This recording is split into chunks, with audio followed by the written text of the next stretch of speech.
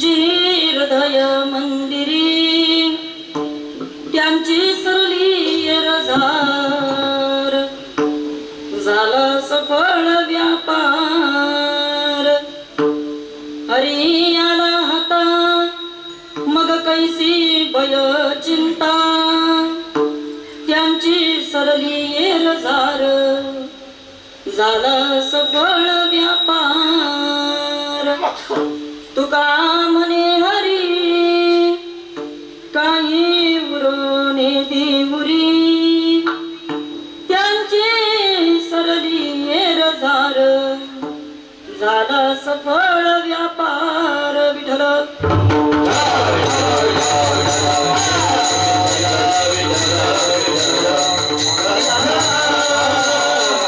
रंग करू नमन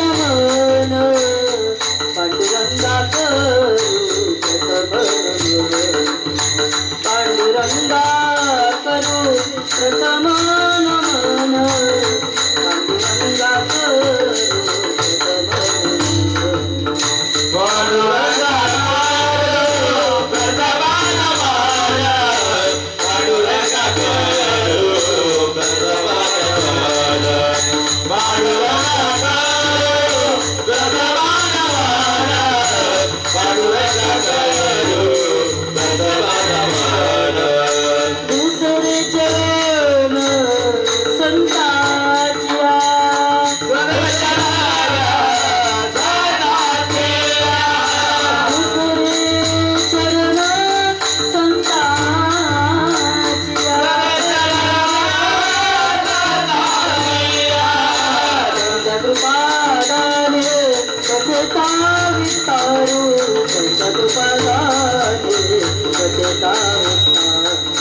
त्यांच्या कृपादाने कथेचा विस्तारू त्यांच्या कृपादाने कथेचा विस्तार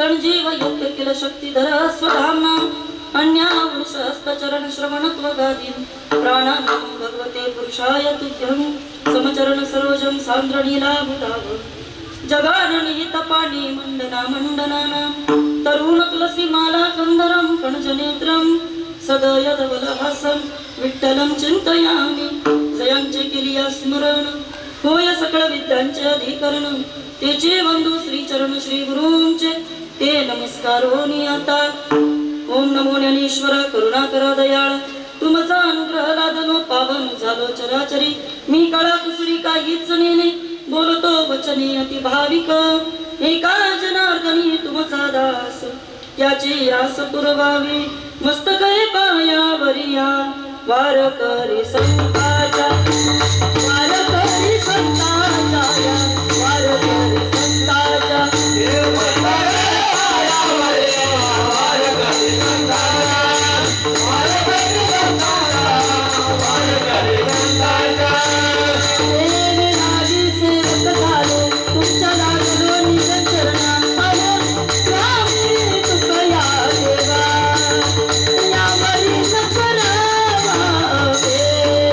Yeah.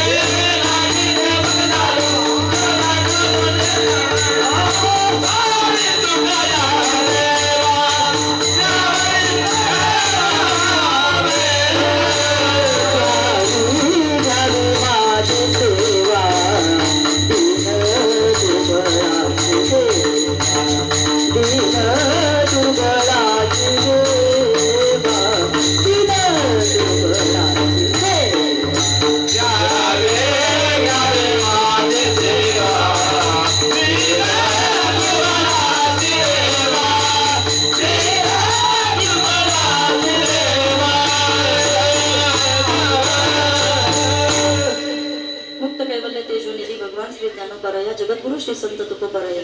आधी करून सर्व संतांच्या चरणी साष्टांग अभिवादन करते, मायबाप श्रोत्यांना वंदन करते आणि या कीर्तन रूपी सेवेला सुरुवात करते. कीर्तन रूपी सेवेकरता गायलेला अभंग देहूचे सुप्रसिद्ध साधू वैराग्याचे मूर्तिमंत पुतळे जगद्गुरु जगतमान्य जगद्व्यापक श्रीमंत श्री जगद्गुरु तुकोबाराय यांचा 4 चरणाचा वारकऱ्यांच्या परिचयाच्या पाठ्यातला. कारण मला असं वाटतं तुमच्या सर्वांच्या चेहऱ्याकडे पाहिल्यानंतर असा एकही वारकरी मला दिसत नाही का ज्याचा अभंग हा पाठ नसावा. आणि म्हणून या ठिकाणी जगद्गुरु तुकोबाराय यांचा अत्यंत गोड असणारा अभंग सेवेकरता निवडलेला आहे. याच्यावत भूतलावावरती आल्यानंतर साधकानं खऱ्या अर्थानं अंतःकरणामध्ये नेमकं काय साठवलं पाहिजे आणि जे साठवल्यानंतर खऱ्या अर्थानं भगवंताची प्राप्ती होते. आणि एकदा का जीवाला या ठिकाणी भगवंताची प्राप्ती झाली का त्याच्या आयुष्यामधली त्याची जन्म मरणाची हेरझार कशा पद्धतीने संपूर्ण जाते याचं वर्णन तुकोबा आजच्या अभंगामधून करतात. विठ्ठल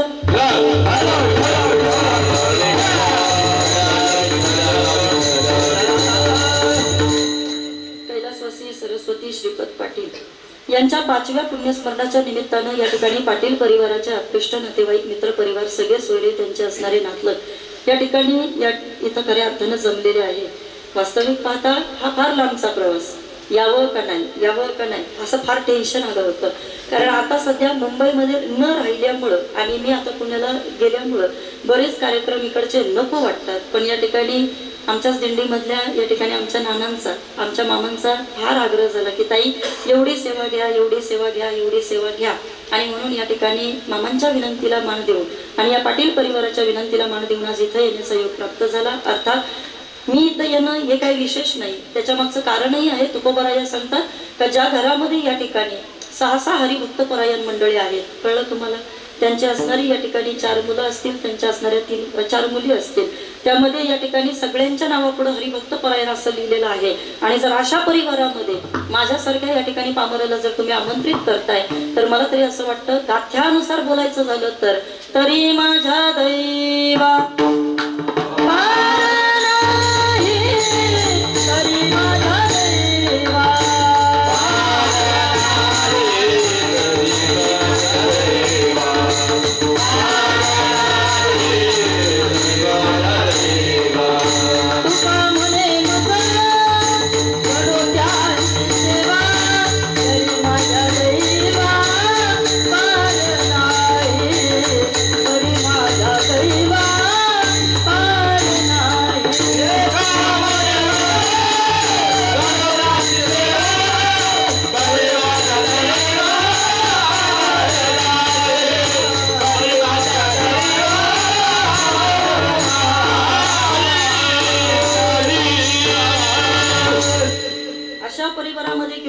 कीर्तन करायला मिळतं हे कीर्तनकाराचं भाग्य असतं. पुण्य फळले बहुत दिवसा. आणि म्हणून या ठिकाणी इथं येण्याचा योग प्राप्त झाला. हरिभक्त परायण गजानन महाराज पाटील, हरिभक्त परायण या ठिकाणी आमचे दाऊ महाराज पाटील, आदरणीय हरिभक्त परायण पांडुरंग महाराज पाटील, हरिभक्त परायण विठ्ठल महाराज पाटील, हरिभक्त परायण सौभाग्यवती मंदाबाई आमच्या दळवीताई, त्यानंतर हरिभक्त परायण आमच्या सिंधुताई पाटील, हरिभक्त परायण आमच्या अलकाताई पाटील आणि सौभाग्यवती आमच्या शोभाताई गवाळे. या ठिकाणी या 8ही या ठिकाणी दाम्पत्यांना सोडून खरं तर ही माऊली तुमच्या आमच्यामधून 5 वर्षापूर्वी निघून गेली. अजूनही प्रत्येकाच्या चेहऱ्यावरती कुठे ना कुठेतरी या माऊलीच्या जाण्याचं दुःख आम्हाला कुठेतरी दिसतंय. पण या सगळ्या दुःखामधनं आता तुम्ही आम्ही सर्वांनी सावरलं पाहिजे. या अनुषंगानं 5 वर्ष झालंय हा परिवार या ठिकाणी इथं सातत्यानं कार्यक्रम करतोय. 5वं वर्ष आहे आणि या 5व्या वर्षामध्ये खरं तर आज काय बोलावं म्हणून अर्थात अभंगाची निवड करताना बऱ्याच वेळेला दुःखाचे कार्यक्रम म्हटलं का प्रत्येकाच्या चेहऱ्यासमोर आणि प्रत्येकाच्या कानावरती विशेष अभंग पडलेले असतात. याच्यासाठी केला होता अट्टा असं शेवट तो भला, बरोबर की नाही. पण चला काहीतरी वेगळं चिंतन तुमच्या समोर मांडता यावं या अनुषंगाने या अभंगाची निवड. विठ्ठला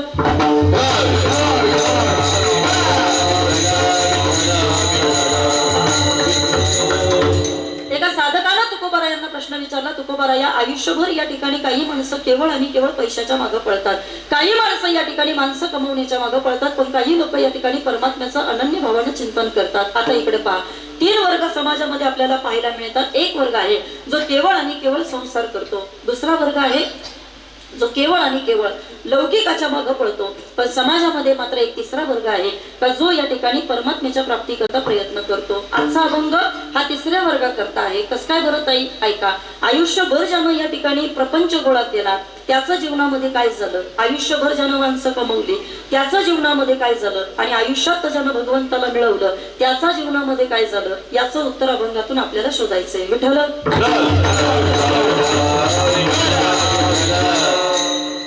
जन्म आपल्या हातामध्ये नव्हतं, मरण आपल्या हातामध्ये नव्हतं. वारकरी बाबा तुम्ही ऐकताय सगळेजण, माझ्यापेक्षा वयानं ज्ञानानं अनुभवानं तुम्ही सगळी मोठी मंडळी आहेत. काय बोलायचं तुमच्या समोर, पण चला एक उजळणी व्हावी या अभ्यासाची म्हणून पुन्हा तुमच्या समोर मी बोलते. पण आता ऐका काय झालं पहा. या ठिकाणी आयुष्यभर आपण तुम्ही आम्ही सगळेजण प्रपंच करणारी माणसं आहोत अर्थात. पण प्रपंच करत असताना तो प्रपंच किती ताकदीनं केला पाहिजे, प्रपंच करत असताना तो कशा पद्धतीनं केला पाहिजे आणि तो कुठपर्यंत केला पाहिजे याचं चिंतन थोडंसं करणं या ठिकाणी साधकाच्या दृष्टीनं गरजेचं आहे. कसं काय बरं? ऐका आता सांगते. वारकरी बाबा आयुष्य जातं काही माणसांचं केवळ आणि केवळ प्रपंचाचं चिंतन करतात. प्रातस्मरणीय गुरुनाम गुरु वैकुंठवासी हरिभक्त परायण निवृत्ती बाबा वक्ते हे नाव जर कदाचित तुम्ही ऐकलं असेल तर वक्ते बाबांच्या कीर्तनामधली काही निवडक वाक्य मला आवडली, ती जरा मी बाजूला काढली. आज मी तुम्हाला ती सांगते. ऐका. बाबा असं म्हणायचे की काही माणसं फक्त आणि फक्त प्रपंच करतात आणि नुसता प्रपंच करत नाही, मग या ठिकाणी त्यांना त्यांच्या प्रपंचाचा फार मोठा गर्व होतो. काही काही लोक तुम्ही पाहिली असतील गुरुनाथ दादा, अशी काही माणसं असतात समाजामध्ये का त्यांना त्यांनी केलेल्या प्रपंचाचा फार गर्व असतो, फार अहंकार त्यांना चढलेला असतो. त्यांना असं वाटतं मी केलं ते कुणाला करता येणार नाही, मला जमलं ते कोणी जमवू शकत नाही, मला जे करता आलं ते कोणी करणार नाही. ऐका आता इकडं पहा. पण वक्ते बाबा म्हणायचे माणसानं गर्व केला पाहिजे, पण कुणाचा गर्व केला पाहिजे, प्रपंचाचा नाही. मग माणसानं गर्व केला पाहिजे पण तो परमार्थाचा केला पाहिजे. पण आता उत्तर ऐका. पुन्हा आमचे वक्ते बाबा असं म्हणायचे का कोणत्या परमार्थिक माणसानं गर्व केला पाहिजे. उगाच या ठिकाणी 4-2 अभंग पाठ झाले, 2-4 कीर्तन आधी 10-15 वाऱ्या केल्या, त्या कीर्तनकारानं फुगायची काही गरज नाही. मग ज्याला भगवंताचा साक्षात्कार झाला, ज्यानं आपलं मरण या ठिकाणी सुधरवलं आणि मरणानंतर सुद्धा ज्यांचे सोहळे होतात ना त्या माणसानं या ठिकाणी परमार्थाचा गर्व केला पाहिजे. विठ्ठल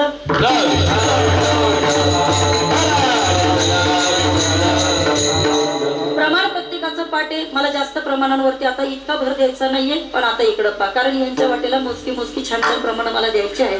ऐका. प्रमाण प्रत्येकाचं पाठ आहे. गेले दिगंबर ईश्वर विभूती राहिल्या त्या कीर्ती जगा माझी. ऐका. या जगामध्ये बाबा ज्यांची कीर्ती होते समजून जायचं वारकरी बाबा कौतुक त्याचं केलं जातं. ऐका. प्रपंच करणाऱ्या माणसानं गर्व करू नये. का बरं ताई गर्व करू नये, तर त्याचं कारण या ठिकाणी आमचे बाबा म्हणायचे पहा तुम्ही सगळी जण एसटी मध्ये बसले असतील, बसलेत का तुम्ही? बोलत नाही का तुमच्याकडे? हा मग बोला ना पटापटा. तुम्ही एसटी मध्ये बसलेत बरोबर आहे ना? सगळ्यांनी या ठिकाणी गाडीनं प्रवास केला असेल. मी काय म्हणते मला एक सोपं उत्तर द्या. आपल्याला या गावातून त्या गावाला जायचं असेल तर वारकरी बाबा आपल्या प्रत्येकाला गाडी लागते. गाडी लागते की नाही? बोला गाडी लागते की नाही?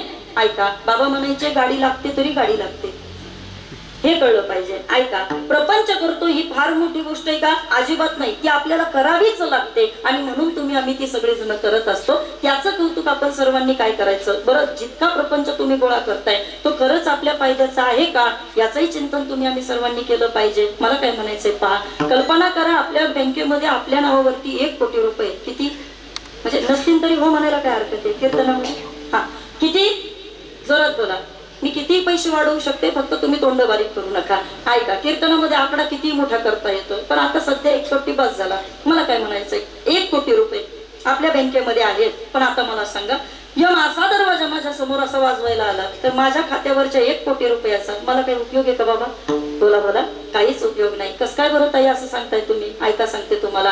किती ऐश्वर्य कमवलं माणसानं, किती जरी संपत्ती कमवली, किती त्याची सत्ता असली, पण तुकोबा म्हणतात ज्या वेळेला यमाचा दरवाजा या ठिकाणी वाजवला जातो ना त्यावेळेला तुमचा पैसा तिथं काम करत नाही. यम ज्या वेळेला दरवाजा वाजवतो तेव्हा तुमची सत्ता तिथं काम करत नाही. तुकोबांची भाषा आहे. तुकोबा सांगतात मग तेथे नचले काही सत्ता संपत्ती राहील ठाईच्या ठाई पुढे संचित देईल ग्वाही काही नचले मग यम आज्ञा काही नचले मग यम आज्ञा. यमाची आज्ञा आली तुमचं संचित फक्त तिथं काम करतं. यमाची आज्ञा आली मृत्यू दरवाजावरती आला तुमचा पैसा काम करत नाही. मृत्यू दरवाजावरती आला तुमची सत्ता तिथं काम करत नाही. तो का म्हणे त्याची संपदा एवढी पण बोला सांगा ते कवडी गेली नाही. मग त्याची कवडी सोबत गेली नाही, आपलं किती वर जाईल?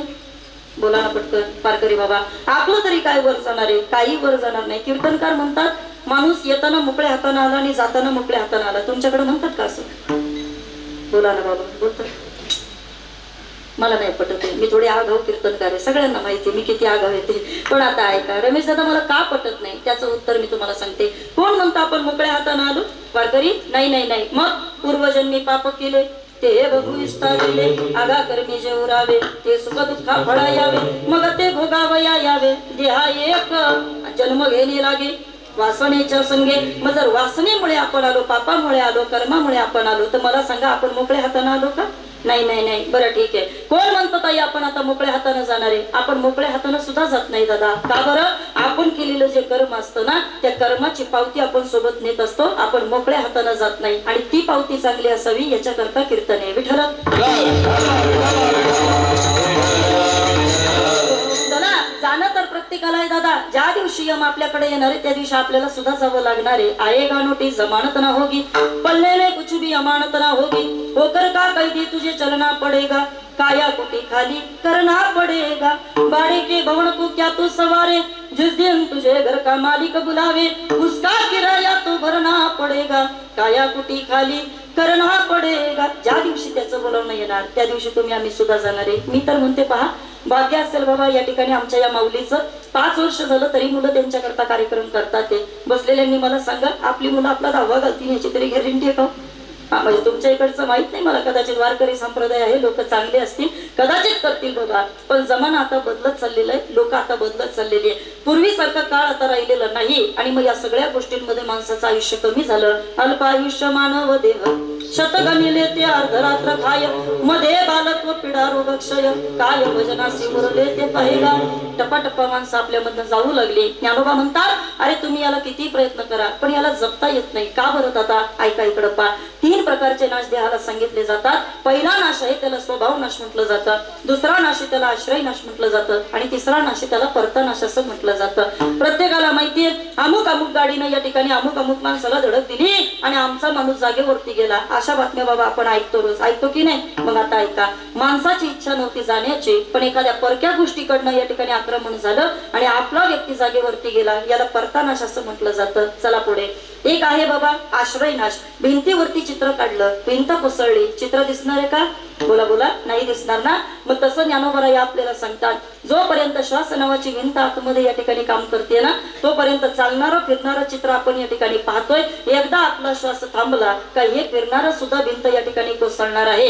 याच्यावरती जास्त मगुराई करायची काही गरज नाही. का? याला आश्रय नाश आहे. तुम्ही आम्ही सगळी जण त्या श्वासाच्या आश्रयानं जगतोय. देवानं श्वास आणि घास प्रत्येकाचे मोजून ठेवलेले आहेत ना दादा.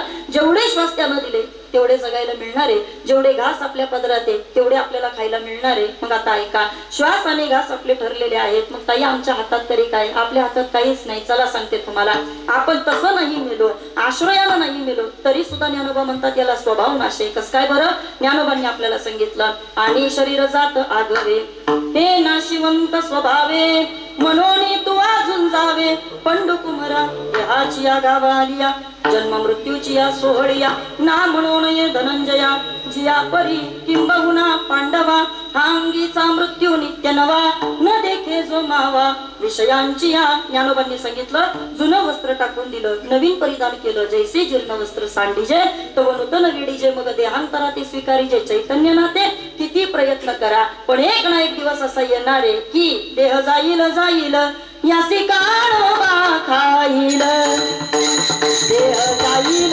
जाईल यासी काळोबा खाईल,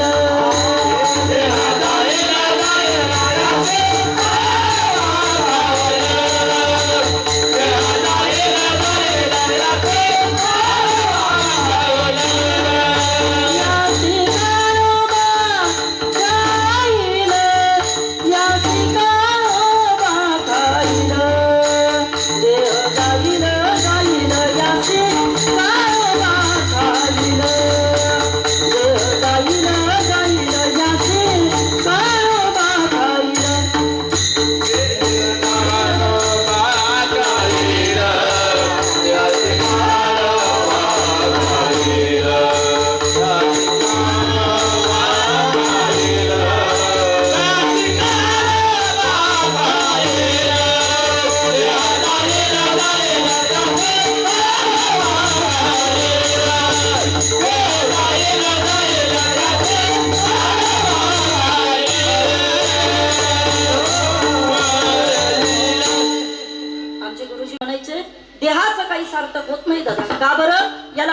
घरामध्ये गाडलं याला किडे मुंगे खाऊन टाकतात, याला जाळून टाकलं याची राख होते की नाही दादा? ऐका, याला रस्त्यावरती टाकून द्या, कुत्री मांजरी येऊन याचे लचके तोडतात. वारकरी बाबा, काय आहे या देहाचं सार्थक? या देहाचं तसं काही सार्थक होत नाही. पण आता ऐका, याला जोड परमार्थाची असेल तर मग मात्र याचं सार्थक झाल्याशिवाय राहत नाही. कसं काय बरं? ऐका, सांगते तुम्हाला. मगाशीच मी तुम्हाला सांगितलं की वारकरी बाबा, संपत्ती किती जरी असली पण ती वरती मात्र आपल्याला नेता येत नाही. किती जरी असली तरी ती इथं खाली टाकावी लागते. मला बसलेल्यांनी सांगा, गावात एखाद्याने 1 कोटीचा बंगला बांधला. किती?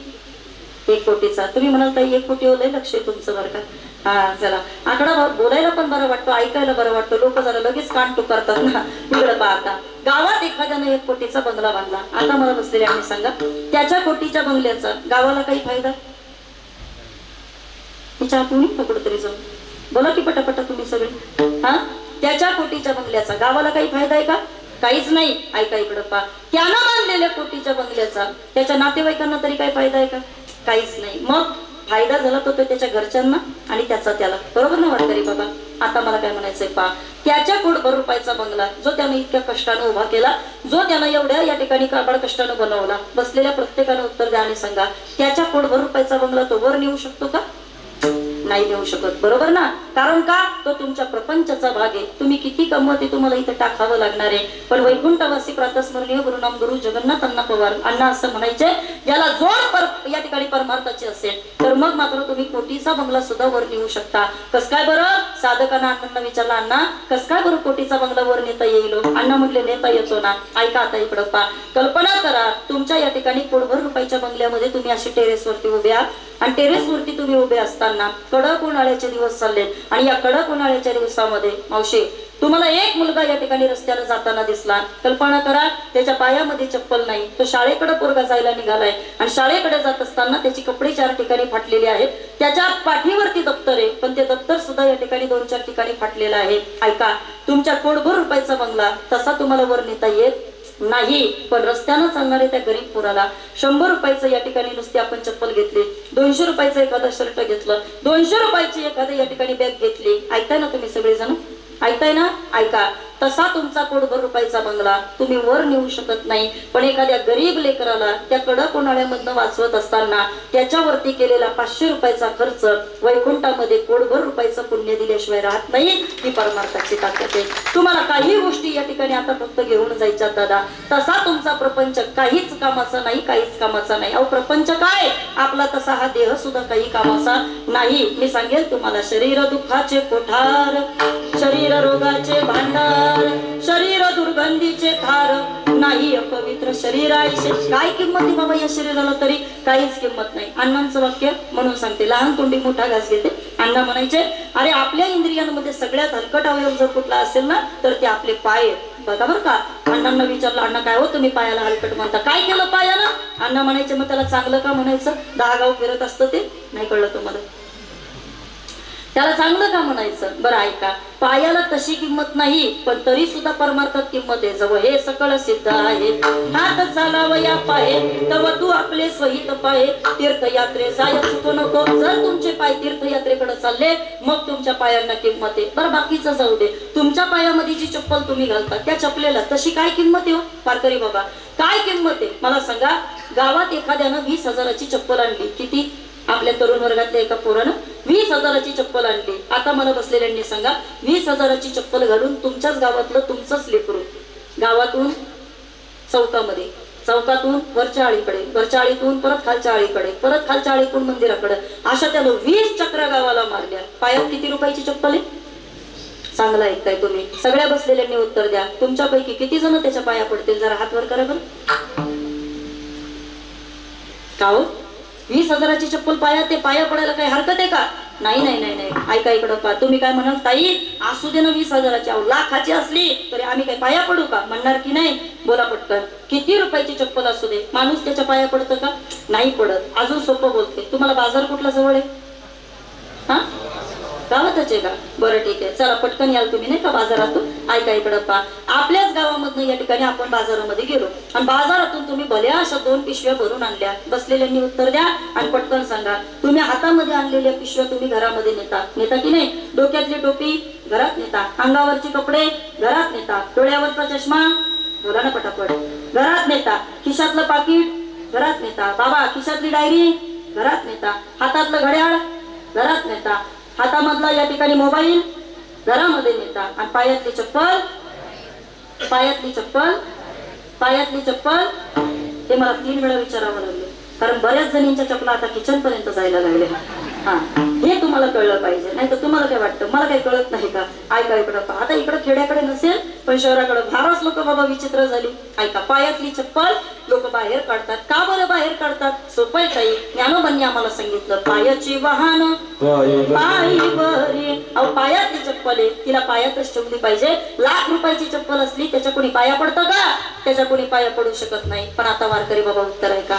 गावामधनं या ठिकाणी दिंडी निघाली आणि ती दिंडी निघाली. आता मग मात्र या ठिकाणी प्रत्येकाची तिथं धांदळ उडाली. आणि ती दिंडी निघाल्यानंतर मात्र एका गरीब वारकऱ्याच्या या ठिकाणी हातामध्ये तुम्ही आम्ही सर्वांनी विना दिला. वारकरी बाबाला सांगितलं, बाबा आजचा विना तुमच्या गळ्यामध्ये. बाबाच्या अंगावरती मळकी कपडे फाटके कपडे बाबा, पण तरी सुद्धा बाबाच्या हातामध्ये आपण विना दिला. त्याच्या पायामध्ये फक्त 150 रुपयाची चप्पल आहे. किती? 150 रुपयाची चप्पल आहे. ऐका वारकरी बाबा, 20,000ची चप्पल पायात आहे. लोकांनी बाबा या ठिकाणी त्याच्या पाया पडायला नकार दिला. नकार दिला.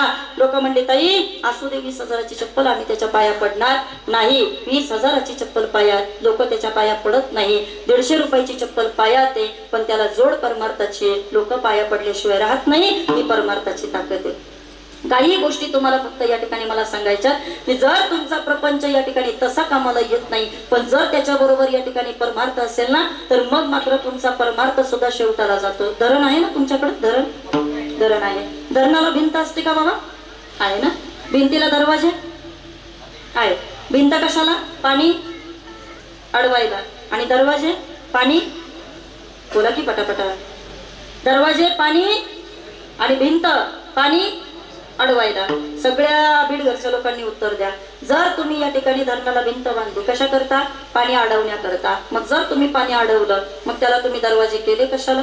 आणि जर तुम्हाला पाणी सोडायचं होतं मग तुम्ही भिंत बांधलीच कशाला? नाही थांबते मी, 11 वाजेपर्यंत वेळ आहे मला. बोलतो उत्तर द्या, उत्तर द्या वारकरी बाबा. तुम्ही म्हणा ना ताई तुला कशाला बोलवलंय? सोपं. हा ऐका इकडं पा, मी काय म्हणते, धरणाला भिंत असली पाहिजे आणि भिंतीला बाबा दरवाजे असले सुद्धा पाहिजे. का?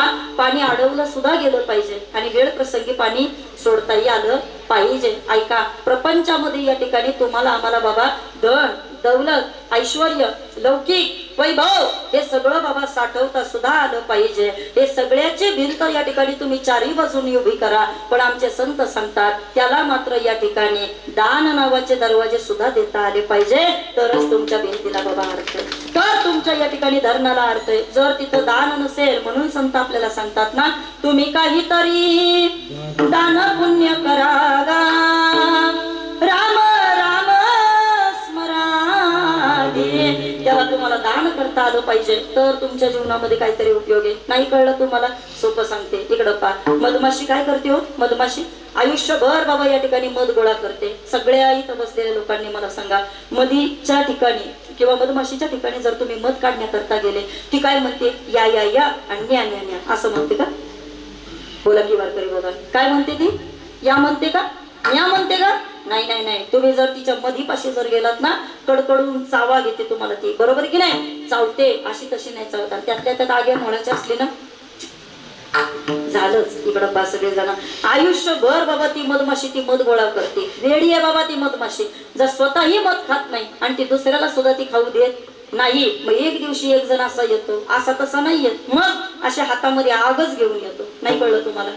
हा, आणि मग सगळ्या मधमाशा उठून लावतो आणि त्यांच्या समोर सगळी मध घरी घेऊन येतो. ऐका इकडं पा, वेड आहे बाबा मधमाशी, ज्यानं स्वतः मध कधी खाल्ली नाही, दुसऱ्याला खाऊ दिली नाही, ज्यानं आयुष्यात फक्त आणि फक्त संसार केला, आयुष्यामध्ये नुसतं फक्त साठवत राहिलं, याची टोपी त्याला, त्याची टोपी त्याला, बाकी सगळ्या टोप्या आपल्याला नाही कळलं.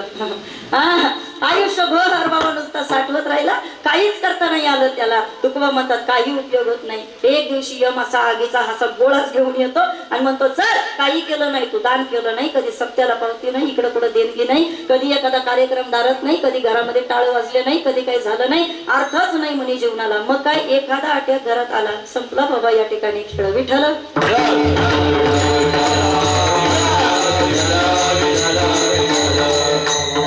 काय असतं मला एवढंच फक्त सांगायचंय. भागवत आपल्या आपल्याला सांगतं मरण तसं कुठं आपल्याला चुकवता येते बाबा, मरण चुकवता येत नाही, पण भागवत सांगता मरण सुधरवता येतं. काय करता येतं? सुधरवता येतं. राजा परीक्षितीला मरण सुधरवता आलं, आपल्याला येऊ शकतं ना? येऊ शकतं. मी सांगेल तुम्हाला, गंगा मैया के पावन तट पर आनंद कंद परमात्मा के कथा में तल्लीन महात्मा शुकदेव जे राजा परीक्षित को भागवत सुनाते हे. इथून भागवताची सुरुवात झाली. गंगा माईच्या पवित्र पावन काठावरती या ठिकाणी परीक्षितीनं आपल्याला बाबा या ठिकाणी भागवत या ठिकाणी विचारलं. आणि मग आता ऐका, शुकदेवजींनी राजा परीक्षितीला भागवत सांगितलं. ते प्रत्येकाला इथं बसलेल्याला माहिती आहे. पण आता ऐका, काय झालं? परीक्षित राजा या ठिकाणी प्रत्येकाला विचारत होता, अरे तक्षक नावाचा सर्प येणार, 7व्या दिवशी मला मारून टाकणार, माझा उद्धार कस काय होणार? प्रत्येक जण म्हणायचं एक काम करा, कोणी म्हणायचं योग करा, तो म्हणायचा योगानं मुक्ती मिळते, तो म्हणला कठीण आहे योग याग विधी.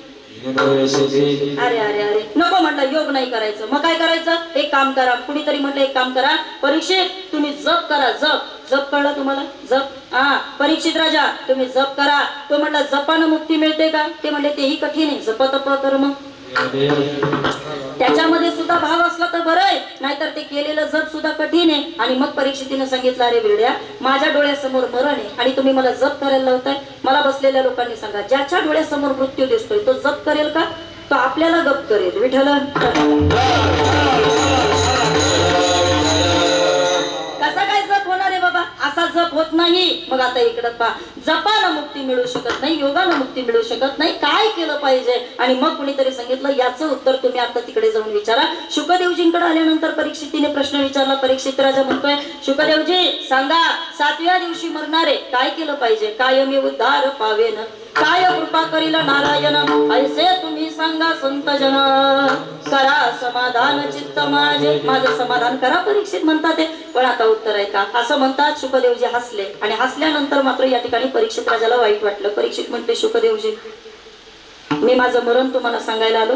7 दिवसामध्ये मी मरणार आहे आणि मी मरणार आणि तुम्ही हसताय, हे जरा बरं दिसत नाही, नाही का?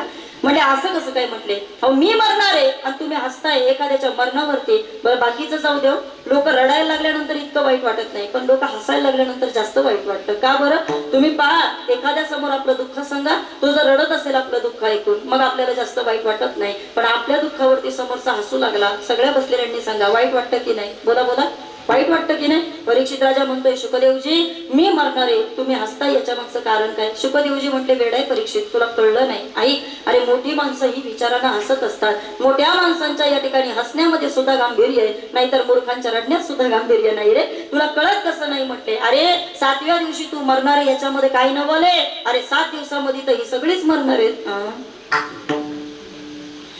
7व्या दिवशी मरणारा तू एकटा नाहीये रे, 7व्या दिवशी सगळेच मरणार आहेत ना.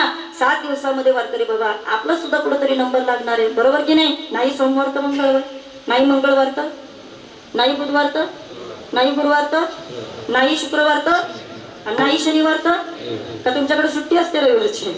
हा, ऐका इकडं पा, 7च दिवसामध्ये ना का आपल्याकरता काय देवानं कुठला 8वा लिहून ठेवलाय का? नाही नाही नाही. मग शुकदेवजी सांगतात, परीक्षिता 7व्या दिवशी मरणार तू एकटा नाही रे. अरे ही सगळी जण सुद्धा 7व्या दिवशी मरणार आहेत रे. पण तुला प्रश्न पडला तो यांना पडत नाही, संतांना पडला, म्हणून संत सावध करतात. रात्रंदिवस घोकितो तुम्ही सावध असा.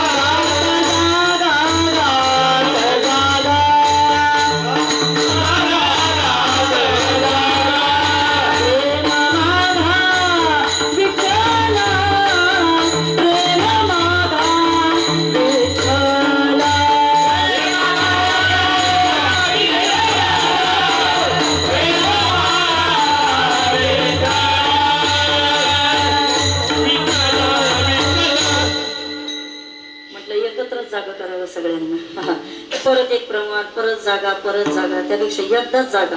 इकडं पहा वारकरी बाबा, संतांनी तुम्हाला मला सावध केलं. का सावध केलं? परीक्षित राजाला कळालं ते आपल्याला कळालं पाहिजे. ऐकताय तुम्ही सगळेजण वारकरी बाबा? आता तुम्ही म्हणत ताई आम्हाला कळत नाही का? कळतंय ना वारकरी बाबा, पण ऐका. तरी सुद्धा माणसाचं प्रपंचावरचं प्रेम मात्र कमी होत नाही. किती उदाहरणे, किती दाखलेत आपल्यापाशी. ऐका इकडं पहा. सिकंदर हे नाव इथं बसलेल्या प्रत्येकानं ऐकलं असेल. ऐकलंय ना? सिकंदर के हौसले तो आले थे, लेकिन गया जब दुनिया से तो दोनों हात खाली थे. मी काय बोलते पहा. संत आणि या लोकांमध्ये काय फरक आहे, तेवढा फक्त फरक मला तुम्हाला जाता जाता सांगायचा आहे. आयुष्यभर या ठिकाणी प्रत्येक राज्य गोळा केलं पाहिजे आणि या ठिकाणी सगळ्या विश्वावरती आपण विजय मिळवला पाहिजे, याच्याकरता सिकंदरचे प्रयत्न चालू होते. पण एक दिवशी त्याला कळालं, माता पिता बंधू भगिनी कोणी न पवती निर्वाणी, इष्ट मित्र स्वजन सखे येतो सुखाची मांडणी, एकला मी दुःख भोगी कुंभ पाक जाचणी, तेथे कोणी सोडविना एका सद्गुरु वाचोनी, जन हे सुखाचे दिल्या घेतल्याचे अंत हे काळीचे नाही. कोण कळालं त्याला. आणि मग जागा झाला परीक्षेत आणि म्हटलं सिकंदर जागा झाला. म्हटला नको, हे सगळं करतोय पण हे सगळं चुकीचं आहे. अरे कुणा करता करायचं, कशा करता करायचं? जाता जाता सगळ्या लोकांना सांगितलं एक काम करा. काय करा? माझे दोन्ही हात वरती ठेवा, मला लोकांना सांगायचंय जाताना मी काहीच सोबत घेऊन नाही गेलो. पण वारकरी बाबा ऐका आता इकडं पहा. जाताना या ठिकाणी सिकंदर मोकळा जातोय. पण कोणता सिकंदर? ज्याने आयुष्यभर प्रपंच गोळा केला तो सिकंदर जाताना मोकळ्या हाताने जातोय. तुम्ही ऐकताय सगळेजण? ओ वारकरी ऐका. आयुष्यभर या ठिकाणी ज्यानं संसार गोळा केला तो सिकंदर जाताना मोकळ्या हाताने गेला. कसा गेला? जोरात जोरात जोरात मोकळ्या हाताने गेला. कसा गेला? मोकळ्या हाताने गेला. ऐका आता परत एकदा वाक्य. आयुष्यभर प्रपंच गोळा केलेला सिकंदर रमेश दादा जाताना मोकळ्या हाताने जातोय आणि ज्यानं प्रपंचामध्ये एकही वस्तू ठेवली नाही असे जगद्गुरु तुकोबराया महाराष्ट्र त्यांची 375 साजरी करतोय. कळलं पाहिजे तुम्हाला दादा. 375 या ठिकाणी वैकुंठ गमन सोहळा उभ्या महाराष्ट्राने यावर्षी साजरा केला. का केला? त्याच्या मागचं कारण एकच आहे. काय? तर तुम्ही ठरवा गड्या, प्रपंच तुम्हाला किती गोळा करायचा आणि परमार्थ तुम्हाला किती गोळा करायचा. मी मगाच धरून तुम्हाला सांगितलं ताई, या ठिकाणी आपल्याला फक्त आणि फक्त परमार्थाची जोड या ठिकाणी आपल्या प्रपंचाला द्यायचे. प्रपंच केला पाहिजे ना, का नको करायला? ऐका इकडं पा. पण किती केला पाहिजे? ज्ञानोबा म्हणतात साय असं करीसी प्रपंच दिननीशे हरीसी न भजसी. आणि मग त्याच्यावरती या ठिकाणी उत्तर सांगितलं आपल्याला तुकोबारायांनी. एक करा, प्रपंच करा, पण एवढे सायास करू नका हो. का बरं? आपल्याकडे एक पद्धत आहे बाबा, दशक्रियेच्या दिवशी पिंडाला कावळा शिवला पाहिजे. तुमच्याकडे आहे, पण तुमच्या एक परिसरामध्ये एक बरं आहे. काय? तर तुमच्या इकडे दहाव्याचा विधी कुठल्या तरी क्षेत्रावर जाऊन केला जातो. बरोबर आहे ना? बरोबर आहे. आमच्याकडे तसं नाहीये बाबा. मग आमच्याकडे दहाव्याचा विधी जो असतो ना तो असा घाटावरती केला जातो, म्हणजे नदीच्याच तिथे. आमच्याकडच्या स्मशानभूमी एकदम अशा भल्या मोठ्या स्मशानभूमी असतात. आणि तिकडे आमच्याकडे एक पद्धत आहे. कोणती? माणूस गेल्याच्या नंतर दशक्रियेच्या दिवशी तिथं प्रवचन करायचं, प्रवचन ठेवलं जातं. जोपर्यंत पिंडाला कावळा शिवत नाही तोपर्यंत प्रवचनकारानं बोलायचं. आणि एकदा पिंडाला कावळा शिवला का प्रवचनकारानं गप राहायचं नाही. पूर्वी मी करायचे दहाव्याची प्रवचन, पण ते एक दिवशी काय झालं, मी नेमके तिथं बसले आणि प्रस्तावनाच मांडत होते. 10 मिनिटं झाले होते. आणि तेवढ्यामध्ये एक माणूस मला हात करायला लागला. मला वाटलं ताई कावळा शिवला. आता म्हटलं तर कावळ्याने आमची प्रवचनं बंद करायची का? हे थोडं अवघड वाटलं मला. तेव्हापासून जरा मी दहाव्याची प्रवचन आता बंद करून टाकली. नको वाटतं ते. पण आता उत्तर आहे का? मला काय म्हणायचंय, आमच्याकडची ती पद्धत आहे. जोपर्यंत पिंडाला कावळा शिवत नाही तोपर्यंत आपण काय म्हणतो का माणसाला या ठिकाणी पुढची योनी प्राप्त होत नाही किंवा त्याला सद्गती मिळण्याकरता काकस्पर्श हा एक महत्वाचा विधी मानला जातो. अर्थात गरुड पुराण आपल्याला सांगतं माणूस गेल्यानंतर 86,000 योजनेचा प्रवास यमाचे दूत आपल्याला करून नेत असतात. आणि त्या यमाचे दूत जे प्रवास करून नेतात त्यामध्ये अंत्यविधीच्या वेळेला जो आपण नैवेद्य दाखवतो त्या नैवेद्यामध्ये फक्त 2-2 घास आपल्याला दिले जातात या 10 दिवसामध्ये. त्याच्यामध्ये फक्त 2 तासाची विश्रांती आपल्याला दिली जाते. किती? 2 तासाचे. आणि 22 तास आपल्याला या ठिकाणी तो प्रवास पूर्ण करायचा असतो. 22 तासाच्या या प्रवासामध्ये आपण केलेल्या कर्मधर्म संयोगानुसार यमाचे दूत आपल्याला शिक्षा देत असतात. यमाचे दूत आपली त्या सगळ्या गोष्टींमधून या ठिकाणी परतफेड करत असतात. आणि मग 10व्या दिवशी तो काकस्पर्श होणं गरजेचं असतं. पण आता इकडं पहा, हा विधी आपल्या करता गरजेचा आहे. हे जरी 100% खरं असलं पण तरी सुद्धा आमच्या गुरुजींचं वाक्य, अण्णा नेहमी कीर्तनामध्ये असं म्हणायचे, बाबा रे तुम्ही साठवताय हे चुकीचं नाहीये. पण आता उत्तर आहे का? हे साठवत असताना जर तुम्ही केवळ आणि केवळ फक्त संसार मनामध्ये ठेवला तर मग मात्र या ठिकाणी तुमच्या त्या साठवण्याला कोणताही अर्थ नाही. मग काय केलं पाहिजे ताई, तुम्हीच आम्हाला सांगा. अण्णांचं वाक्य, अण्णा म्हणायचे अरे तुम्ही काकस्पर्श होण्याची वाट बघताय, पण आता इकडं पा पिंडाला कावळा शिवायची वाट पाहताय. पण तुम्हाला एक गोष्ट कळाली पाहिजे, असे कावळे तुम्ही प्रपंचामध्ये कधीच तयार करून ठेवलेले आहेत. नाही कळलं का? ते फक्त वाट बघता, ते तुम्ही जागा मोकळी करावं. अण्णा म्हणायचे, फार गोड वाक्य, फार गोड कीर्तन त्यांचे. ते म्हणायचे तुम्ही फक्त जागा मोकळी करा, ते कावळे टपूनच आहेत तुमच्या मागं, तुमच्या प्रपंचावरती डोळा ठेवू. पण आता उत्तर आहे का, हे साठवलं हे तुमच्याच प्रारब्धाचा भाग आहे. आणि तसंही अन्न मान धन ते तो प्रारब्धाधीन. ताई, अरे जे प्रॉपर्टी या ठिकाणी आम्ही कमवतोय, जे काही धन आम्ही कमवतोय, जो काही मान सन्मान आम्ही कमवतोय, हे काय आपल्या नशिबातलंय का? नाही नाही नाही वारकरी बाबा, मी सांगते तुम्हाला पहा, हे केवळ आणि केवळ तुमच्या प्रारब्धाचा भाग आहे. एक जण त्या दिवशी म्हटला, ताई फार कष्टानं उभं केलं. म्हणलं वेडा आहेस तू, कष्टानं उभं केलं हे मला वाक्यच पटत नाही दादा. त्याच्या मागचं कारण सांगते. मुंबईमध्ये आयुष्य गेलंय माझं, आणि या 27 वर्षामध्ये ट्रेनमध्ये प्रवास करत असताना ट्रेनमध्ये खस्ता खाणारी लोक आम्ही पाहिलेली आहेत. या गर्दीमध्ये प्रवास करणाऱ्या लोकांमध्ये मी सुद्धा कुठेतरी होते. त्याच वाशीच्या मार्केटमध्ये कीर्तनाला गेल्यानंतर पाठीवरती ओझी वाहणारी, हमाली करणारी माणसं सुद्धा आम्ही तिथं डोळ्यानं पाहिलेली आहेत. मग मला सांगा, त्यांचे कष्ट काही कमी आहेत का? बोला बोला पटकन. कोण म्हणतं कष्टानं उभं केलं? कष्टानं नाही. तुमच्याकडे आलेला पैसा हा तुमच्या कष्टाचा नाही, तो फक्त आणि फक्त तुमच्या प्रारब्धाचा भाग आहे. विठ्ठल.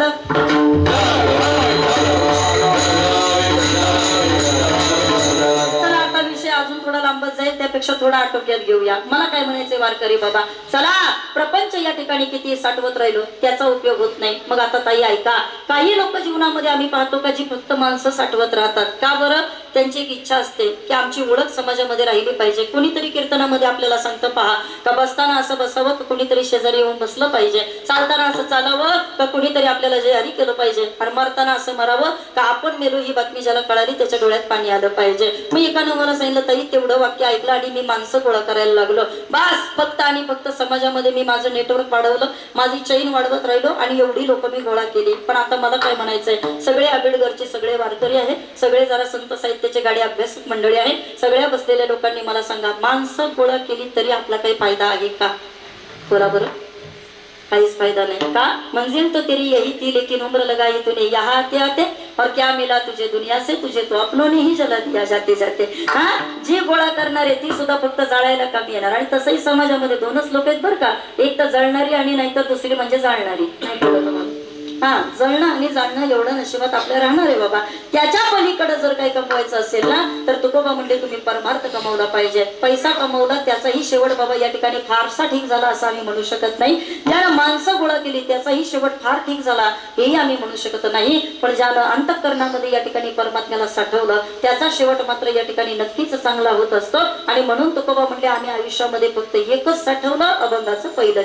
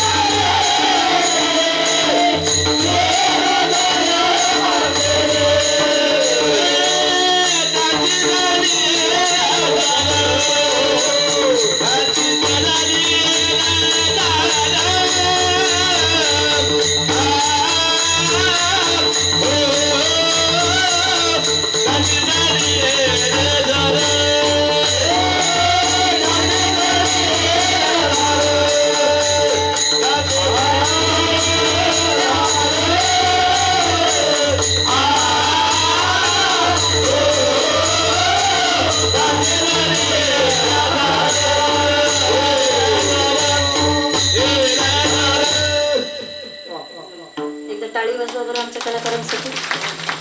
चला. साठविला हरी जी हृदय मंदिरे. आयुष्यभर बाबा या ठिकाणी प्रपंच साठवला, त्याचा उपयोग झाला नाही. आयुष्यभर माणसं साठवली, त्यांचा उपयोग झाला नाही. पण आता उत्तर आहे का?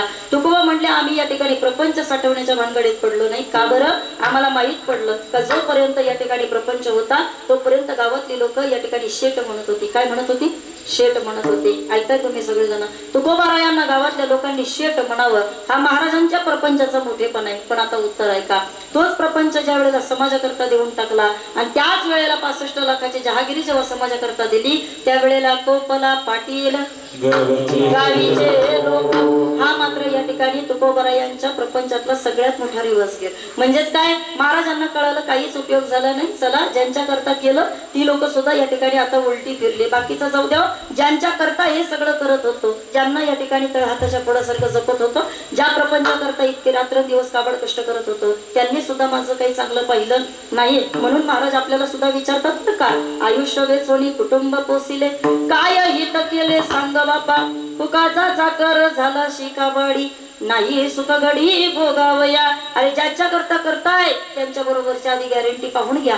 खरंच ती लोक आपल्या करता चांगली राहतील का? खरंच ती लोक आपल्या करता चांगली वागतील का? माझं मत आहे, ऐका वारकरी बाबा, माणूस पैशानं गरीब असला तरी सुद्धा चालेल. माणूस पैशानं गरीब असला ना तरी सुद्धा चालेल, पण तो मनानं मात्र श्रीमंत असला पाहिजे. तो या ठिकाणी विचारानं श्रीमंत असला पाहिजे. माणसं किती उंचीचे कपडे अंगावरती घालतात ते महत्वाचं नाहीये, पण तुमचे विचार किती उंचीचे, समाज त्याचं या ठिकाणी कौतुक करत असतो. सोपं बोलेल तुमच्याशी पा, लोक माणसाच्या सद्गुणाचं कौतुक करतात. कशाचं?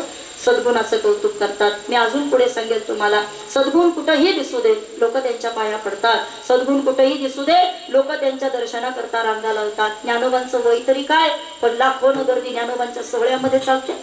तुकोबांचं वय तरी काय, पण तरी सुद्धा तुकोबांच्या सोहळ्यामध्ये लाखोन लोक वाट पाहतात महाराजांचं दर्शन घेण्याकरता. ऐका इकडं पहा, आपली उंची कशावर ठरते? आपल्यासारखेच आले ना, आपल्यासारखेच राहिले ना, पण काय केलं बरं? एक एक दुर्गुण बाजूला काढायचा, एक एक सद्गुण जीवनामध्ये कमवत राहायचा. आणि हे सगळे सद्गुण कमवत असताना इतकं मोठेपण प्राप्त झालं आणि त्याचा परिणाम राहिले त्या कीर्ती जगामध्ये. त्याचा परिणाम दादा आपल्यामध्ये आले. तुकोबांचं वाक्य होतं, तुकोबा म्हटले देहू गावामध्ये जरी आयुष्य काढलं असलं, देहूचे ना तुकोबा, ऐका, देहू गावात जरी आयुष्य काढलं असलं ना, पण देहूत त्या लोकांना देहू सापडू देणार नाही.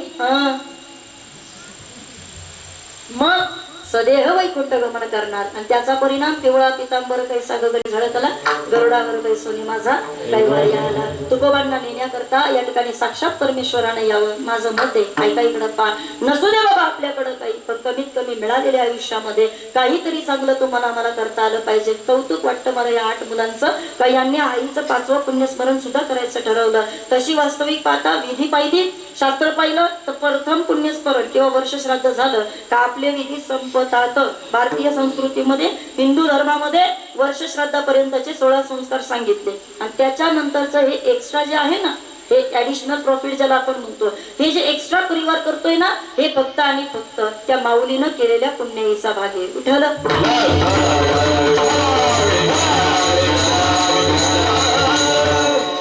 भागवतामध्ये पुरू नावाची कथा आलेली आहे. कदाचित इथं काही जाणकार मंडळी आहेत, तुम्ही ऐकले असेल नसेल मला माहित नाही, पण ययाती नावाच्या ग्रंथामध्ये या ठिकाणी विचार मांडण्यात आला. कोण करतं बाबा माई बापांचे सोहळे, कोण करतं हे सगळं? ऐका इकडं पा, शास्त्रामध्ये काही उदाहरणं आपल्याला सांगितलेली आहेत, ती उदाहरणं आपण पहिले ऐकूया. काय झालं?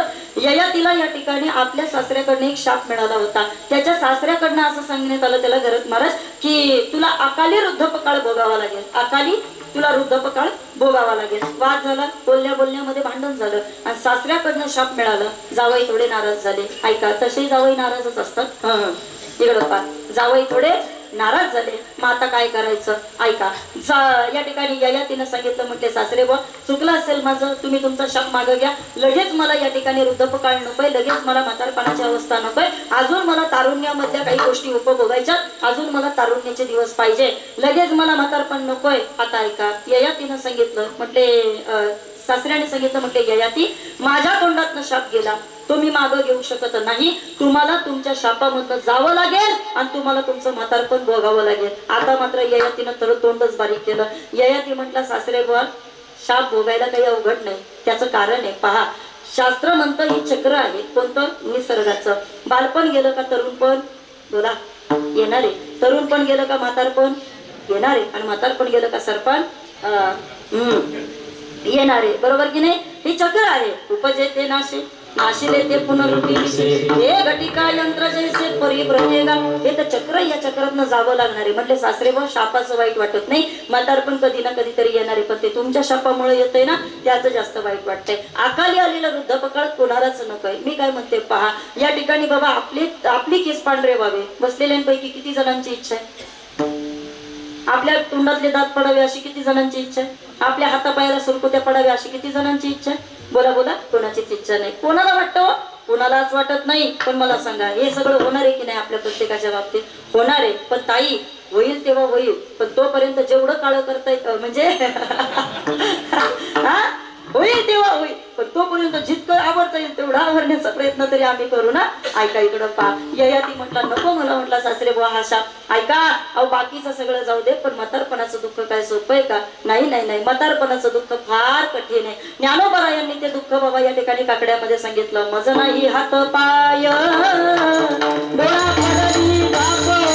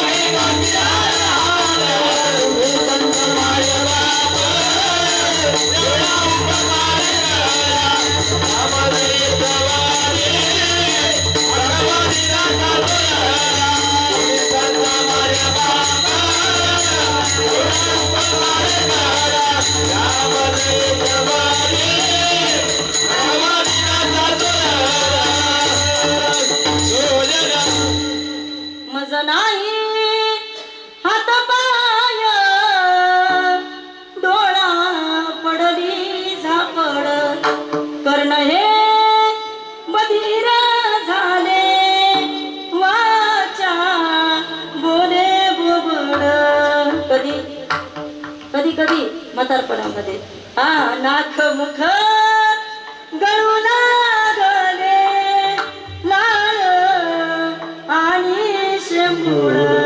पारकरी बाबा, आपण म्हातारं झाल्यानंतर आपल्या पोरांना आपला खोकला सुद्धा घरात सहन होत नाही. काय मध्ये बोला की पटकन, खरं आहे का खोटं आहे? तुम्ही खोकलेलं सुद्धा पोरांना आपल्या चालत नाही.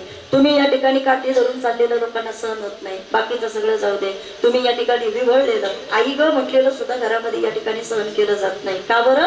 अरे बाईला म्हणे खरे मरता तरी बरे, अन्नाशी आले घरातून. आपल्याच घरातले आपले जगण्याची नाही आपल्या मरण्याची वाट पाहत असतात. हे म्हातारपणाचं दुःख आहे. पहा, फार कठीण दुःख सांगितलं म्हातारपणाचं दादा. का? अरे माणूस विसरून जातो आपण कधीतरी म्हातारं होणार आहे. माणूस विसरून जातो दादा, आपल्यावर सुद्धा हे दिवस येणार आहेत. पण आता ऐका, फार कमी लोक आहेत कच्ची बाबा या परिस्थितीतनं सुद्धा आपल्या मायबापांचं रक्षण करतात आणि तुकोबा त्यांच्याकरता शब्द खर्च करतात का शुद्ध बीजा पोटी आणि फळे रसाळ. ऐका, कुणा करताही नाही शुद्ध बीज बाबा म्हटलं जात. पण आता मला काय सांगायचंय, त्या ययातीनं या ठिकाणी आपल्या सासऱ्यांना सांगितलं, म्हणते सासरे भाऊ शाप नकोय, म्हातारपण तर अजिबात नकोय. सासरे भाऊला थोडी दया आली, म्हणले जावई आहात तुम्ही आणि लाडाच्या जावयाचं थोडंसं कौतुक असतंच की नाही. नाकाचा मोती ठेवी ना पण राखी जावयाचा मान. म्हटले एक काम करा, म्हटले ययाती तसा शाप मागं घेता येत नाही, पण एक काम करू शकता. काय? तुम्हाला तुमची 5 मुलं आहेत आणि त्या 5 मुलांमधलं जर एकानं जरी तुमचा शाप घेतला तर मात्र तुम्हाला त्या पोरांचं तारुण्य मिळू शकतं आणि तुमचं म्हातारपण जर त्यांनी घेतलं तर या शापापासून तुम्ही लांब राहू शकता. आता ऐका, 5 मुलं ययातीला. किती? झोपले नाही ना तुम्ही? ऐका, 5 मुलं ययातीला बाबा. ययाती पहिल्यांदा या ठिकाणी आपल्या मुलाकडे गेला, त्याचं नाव होतं यदू. यदूला सांगितलं, म्हटले यदू ऐक ना, अरे मला या ठिकाणी सासरेबांकडनं असा असा शाप मिळालाय. म्हटलं म्हातारपण नकोय, अजून तारुण्य उपभोगायचंय. एक काम कर, तुझं या ठिकाणी तारुण्य मला दे आणि माझं म्हातारपण तू घे. म्हटलं बाबा वेळे झाले तर तुम्ही पटतंय का म्हणले तुम्ही पोराकडे काय मागताय ते तरी कळतं का? 5-5 मुलं झाली तरी तुम्हाला अजून तरुण पण पाहिजे आणि आम्हाला अजून या ठिकाणी आयुष्य बघायचंय आणि तुम्ही आमच्याकडे या ठिकाणी म्हातारपण देताय का? निघा म्हटले. अजिबात जमणार नाही. नाराज झाला. मोठ्याच पोराने या ठिकाणी नकार दिला. आता ऐका, यदूत सुटला. आता दुर्वासूकडे गेला. दुर्वासूला विचारलं. दुर्वासू म्हटला बाबा जमणार नाही. ध्रुवकडे गेला. ध्रुवी म्हटला तोही मला म्हटला जमणार नाही. आता काय करायचं? शेवटचा मुलगा पुरू. काय नाव त्याचं? पुरू. आणि पुरूकडे गेल्याच्या नंतर म्हटलं आता जाऊ का नको, जाऊ का नको. सगळ्यात लहान मुलगा तो. म्हणले काय करावं, काय करावं. तिथं गेला आणि पुरू या ठिकाणी तिथं बाबांकडे पाहत बसला. म्हटलं बाबा काय झालं? आता पुन्हा त्यांचा विचार आला. ते म्हणले अरे याला आयुष्य जगायचंय, आपल्या स्वतःच्या सुखासाठी कशाला बिचारायला या ठिकाणी म्हातारपण द्यायचं? काही नाही म्हटले पुरू, जातो म्हटले. नाही नाही बाबा, काहीतरी काम आहे म्हणून तुम्ही माझ्याकडे आलात. बोला पटकन काय पाहिजे तुम्हाला, बोला पटकन काय झालं बाबा. अगदी मनावरती दगड ठेवला आणि ययातीनं सांगितलं. म्हटले पुरू, अरे मला माझ्या सासऱ्याकडनं असं असं शाप मिळालंय. माझी इच्छा आहे माझं म्हातारपण या ठिकाणी तू घ्यावं आणि तुझं तारुण्य या ठिकाणी मला द्यावं. पुरू म्हटलं बाबा काय बोलताय तुम्ही? अहो तुम्ही सांगितलं तर या ठिकाणी मी तुम्हाला एका क्षणामध्ये माझं तारुण्य देऊन टाकेल आणि तुम्ही त्याच्याकरता माझ्याजवळ याचना करताय. माझ्याकडे तुम्हाला मागायची गरज काय? तुम्ही मला आदेश करा, या ठिकाणी लगेच मी तुम्हाला माझं तारुण्य देतो. ययाती म्हटलं आता आदेश करायचे दिवस राहिले नाही. तुझ्या अगोदर 4 जणांकडे जाऊन आलोय बाबा. हा आदेश बिदेश तसले आता काही भानगडीत मी आता पडणार नाही म्हटले. आता याचना करावी लागते. आणि मग ययातीनं समजूत काढली पुरूला आणि पुरूला सांगितलं. म्हटले पुरू खरं सांगू का तुला? मला पण कळतंय रे म्हातारपणाचं दुःख कठीण आहे. मी काही वेडा नाही रे माझ्या पोराच्या गळ्यामध्ये म्हातारपण द्यायला. पण माझ्या तारुण्यातल्या काही इच्छा आहेत का ज्या मला पूर्ण करायच्या. मला अजून तारुण्य उपभोगायचंय आणि जर मी या ठिकाणी आत्ताच म्हातारपणामध्ये गेलो आणि माझ्या तारुण्यातल्या इच्छा अपुऱ्या राहिल्या तर मग मात्र या ठिकाणी वासना शिल्लक राहिले का पुन्हा या ठिकाणी मला मृत्यू लोकामध्ये यावं लागेल. कारण जन्म घेणे लागे वासनेच्या संगे आणि मग मला त्या वासनेमुळे परत मृत्यू लोकात यावं लागेल. म्हणून मला इथं वासनाच ठेवायची नाही. म्हणून याच्याकरता मी तुझ्याकडे फक्त तुझं तारुण्य मागतोय, बाकी दुसरं कोणतंच कारण नाही. पुरू म्हटला बाबा छोटी गोष्ट आहे, तुम्ही माझं तारुण्य घेऊन टाका, तुमचं म्हातारपण मला देऊन टाका. तसंच झालं आणि कित्येक हजार वर्ष ययातीनं बाबा या ठिकाणी तारुण्य उपभोगलं. आता इथं बसलेल्यांनी ऐका, त्या तारुण्यामध्ये त्यानं काय केलं हे नाही मला सांगायचं, पण मला जो महत्वाचा विषय तेवढा मला सांगायचा आहे. सगळं भोगून झालं आणि भोग भोगून कंटाळलेला या ठिकाणी ययाती पुन्हा पुरूकडे गेला आणि पुरूला सांगितलं. म्हटलं पुरू बास झालं, काही नाही म्हटलं तारुण्यामध्ये सुद्धा बास, माझे भोग संपलेले आहे, मला माझं म्हातारपण देऊन टाक, तुझं तारुण्य तुझं तुला घेऊन टाक. एक काम कर, मला या सगळ्यातनं मुक्त व्हायचंय. तुझं बाबा या ठिकाणी तुला तुझं लकलाभ असू दे, तुझं काय आयुष्य असेल ते, पण मला माझं या ठिकाणी तू परत तो शाप दे, मला माझं जीवन संपवायचंय. मी आता या ठिकाणी वैराग्य धारण केलेलं आहे. पण जाता जाता त्या ययातीनं भागवतामध्ये बाबा या ठिकाणी उदाहरणं सांगितले. ययाती म्हणतो समाजामध्ये मुलं प्रत्येकाला आहेत, पण आता बिडघर ऐका इकडं पा, मुलं प्रत्येकाला आहेत, पण ययातीनं आपल्याला असं सांगितलं की शास्त्रानुसार उत्तम मुलगा कोणाला म्हणायचा, शास्त्रानुसार मध्यम मुलगा कोणाला म्हणायचा, शास्त्रानुसार कनिष्ठ मुलगा कोणाला म्हणायचा आणि शास्त्रानुसार कोणाला मुलगाच म्हणायचं नाही. याचं उत्तर ययातीनं आपल्याला त्या ग्रंथामध्ये दिलं. ययाती असं लिहून ठेवतात, ते असं आपल्याला सांगतात, आई वडिलांचं अंतःकरण जाणून आई वडिलांच्या इच्छा जो पूर्ण करतो त्यांना या ठिकाणी उत्तम मुलगा असं म्हणायचं. काय म्हणायचं? आवाज बेस कमी झाला तुमचा. इकडं इकडं, आई वडिलांच्या इच्छा जाणून आई वडिलांच्या इच्छा जो पूर्ण करतो त्यांना उत्तम मुलगा असं म्हणायचं. काय म्हणायचं? उत्तम मुलगा म्हणायचं. आता ऐका, जो आई वडिलांच्या इच्छा पूर्ण करतो पण इच्छा पूर्ण करत असताना जो स्वतःच्या मनाने इच्छा पूर्ण करत नाही, मग मला नातेवाईक काय म्हणतील, मला लोक काय म्हणतील, मी आई बापांना म्हातारपणी नाही सांभाळलं तर मग मला बाकीचे लोक काय म्हणतील, हे कळतं का तुम्हाला? हा हा, इकडं इकडं ऐका, इच्छा पूर्ण करतो पण स्वतःच्या मनानं नाही, मग केवळ आणि केवळ समाजाच्या मनानं जो आई बापांच्या इच्छा पूर्ण करतो, भागवत म्हणतात त्याला मध्यम मुलगा म्हणायचं. काय म्हणायचं? मध्यम मुलगा म्हणायचं. आता पुढे ऐका, फार गंमत आहे. भागवतानं आपल्याला असं सांगितलं, जो आई बापांच्या इच्छा पूर्ण करतो, बघा बरं का, तिन्ही मुलं आई बापांच्या इच्छा पूर्ण करतात, पण पहिला आहे तो स्वतःच्या मनानं करतो, दुसरा आहे तो समाजाच्या मनाने इच्छा पूर्ण करतो आणि तिसरा मुलगा आहे कोणता, का जो आई बापांच्या इच्छा पूर्ण करतो पण इच्छा पूर्ण करत असताना जो पावलोपावली आई बापांचं मन दुखवतो. नाही कळलं तुम्हाला? हा, तुम्ही काय फक्त मलाच जन्माला घातलंय का? तुम्ही काय मोठ्याला जन्माला नाही दिलं का? तुम्ही त्याच्याकडे बरं जात नाही? मी काय तुमचा ठेका घेतलाय का? मीच का तुमचं सगळं असं असं बोलतात तुमचे चेहरे सांगतात मला सगळं खरं खरं. इकडं पाहता सगळेजण इच्छा पूर्ण करतोय, पण आई बापांचं जो सतत मन दुखवतोय ना, त्याला मात्र भागवतामध्ये कनिष्ठ मुलगा म्हटलेलं आहे. काय म्हटलंय? कनिष्ठ मुलगा म्हटलंय. पण आता ऐका, जो आई बापांच्या इच्छा सुद्धा जाणत नाही आणि ज्यांना या ठिकाणी त्या इच्छा पूर्णही कराव्याशा वाटत नाही, भागवत सांगतं मग तुम्ही त्याला नाही म्हटलं मुलगा तरी सुद्धा चालेल. या ठिकाणी हे माझं सांगणं नाही, ययातीचं सांगणं आहे. विठ्ठल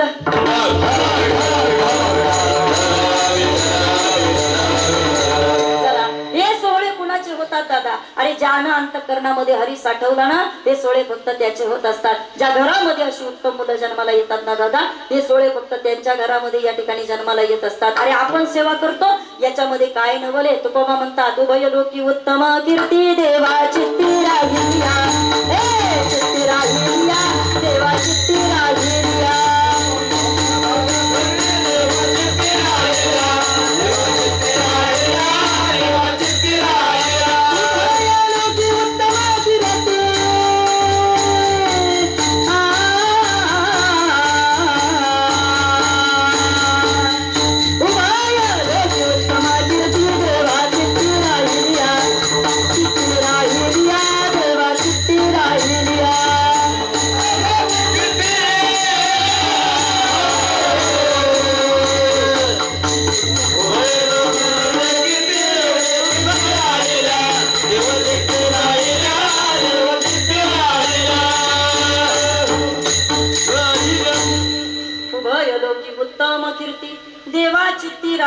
वारकरी बाबा, एखाद्या माणसानं चांगलं काम केलं तर त्याचंही नाव निघत असतं, आणि एखाद्यानं वाईट काम केलं, इकडं बोला इकडं, त्याचंही नाव निघत असतं. पण आता ऐका, वाईटाची कीर्ती समाजापर्यंत मर्यादित राहते, पण चांगल्या माणसाची कीर्ती मात्र देवापर्यंत जाते. देव बाबा या ठिकाणी त्याची वाट पाहत असतो. जो आवडतो सर्वांना, बोला, तो देवाला आवडत असतो. देव सुद्धा बाबा अशा भक्ताची वाट पाहत असतो. एकदा भगवान पार्वतीनं शंकराला प्रश्न विचारला होता. म्हटले भगवंता, मला तुम्हाला प्रश्न विचारायचा आहे. म्हणे विचार ना पार्वती, काय झालं? काही नाही म्हटले, तुमच्या गळ्यामध्ये त्या रुंडमाळा माहितीयेत ना, मग तुम्ही एवढी टेन्शन मध्ये काय? इकडं ऐका, पार्वतीनं विचारलं, म्हटले भगवंता, तुमच्या गळ्यामध्ये म्हणे त्या रुंडमाळा तुम्ही परिधान करता, आणि मग या रुंडमाळा ज्या काय तुम्ही अशा परिधान करत असता, नेमक्या या कुणाच्या असतात? कारण एवढी लोक मरतात, तुम्ही काय सगळ्यांच्या रोज थोडी माळा घालू शकता? म्हटले हे कसं काय बरं असं? आता भगवान शंकरानं पार्वतीला उत्तर दिलं आणि सांगितलं, म्हटले पार्वती, विचारलेला प्रश्न इतका सुंदर आहे, आई तिकडं बघ, मी सांगतो तुला. अगं मी पण काही मोकळा नाही कुणाची रुंडमाळा गळ्यामध्ये घालवायला, कुणाची ओझी वागवायला. ऐका वारकरी बाबा, मी सुद्धा फक्त त्याची ओझी वागवतो. सततम कीर्तयंतो माम यतंतच्च दृढव्रता नमस्तस्यंत मा भक्त्या नित्ययुक्ता उपासते. अगं जो माझं या ठिकाणी अनन्य भावानं भजन करतो, जो माझं होया अनन्य शरण, तयाचे निवारी जन्म मरण, या लागी शरणागत शरण. मी एक कुणाची ओझी वागवायला बाबा देव मोकळा नाहीये. मग अरे तो सुद्धा त्याच्या माळा गळ्यामध्ये घालतो ज्यानं अगोदर या ठिकाणी भजन केलंय, ज्यानं अगोदर या ठिकाणी हरीला अंतःकरणामध्ये साठवलंय. तुकोबा सांगतात, साठविला हरी जी हृदय मंदिरी. आई, साठवण्याच्या बाबतीमध्ये एक वाक्य आठवलं, सांगते आता तुम्हाला. पहा, इकडे पहा वारकरी बाबा, काय साठवलं पाहिजे? शास्त्र सांगतं हाताचं काम वेगळं, पायाचं काम वेगळं, मुखाचं काम वेगळं, आणि बाबा या ठिकाणी हृदयाचं काम वेगळं. काय काम आहे ताई? हस्तो पवित्रो यदि दान पुण्यम, पागो पवित्रो यदि तीर्थयात्रा, कंठो पवित्रो यदि नाम घोषम, हृदयो पवित्रो यदि ब्रह्मनिष्ठा.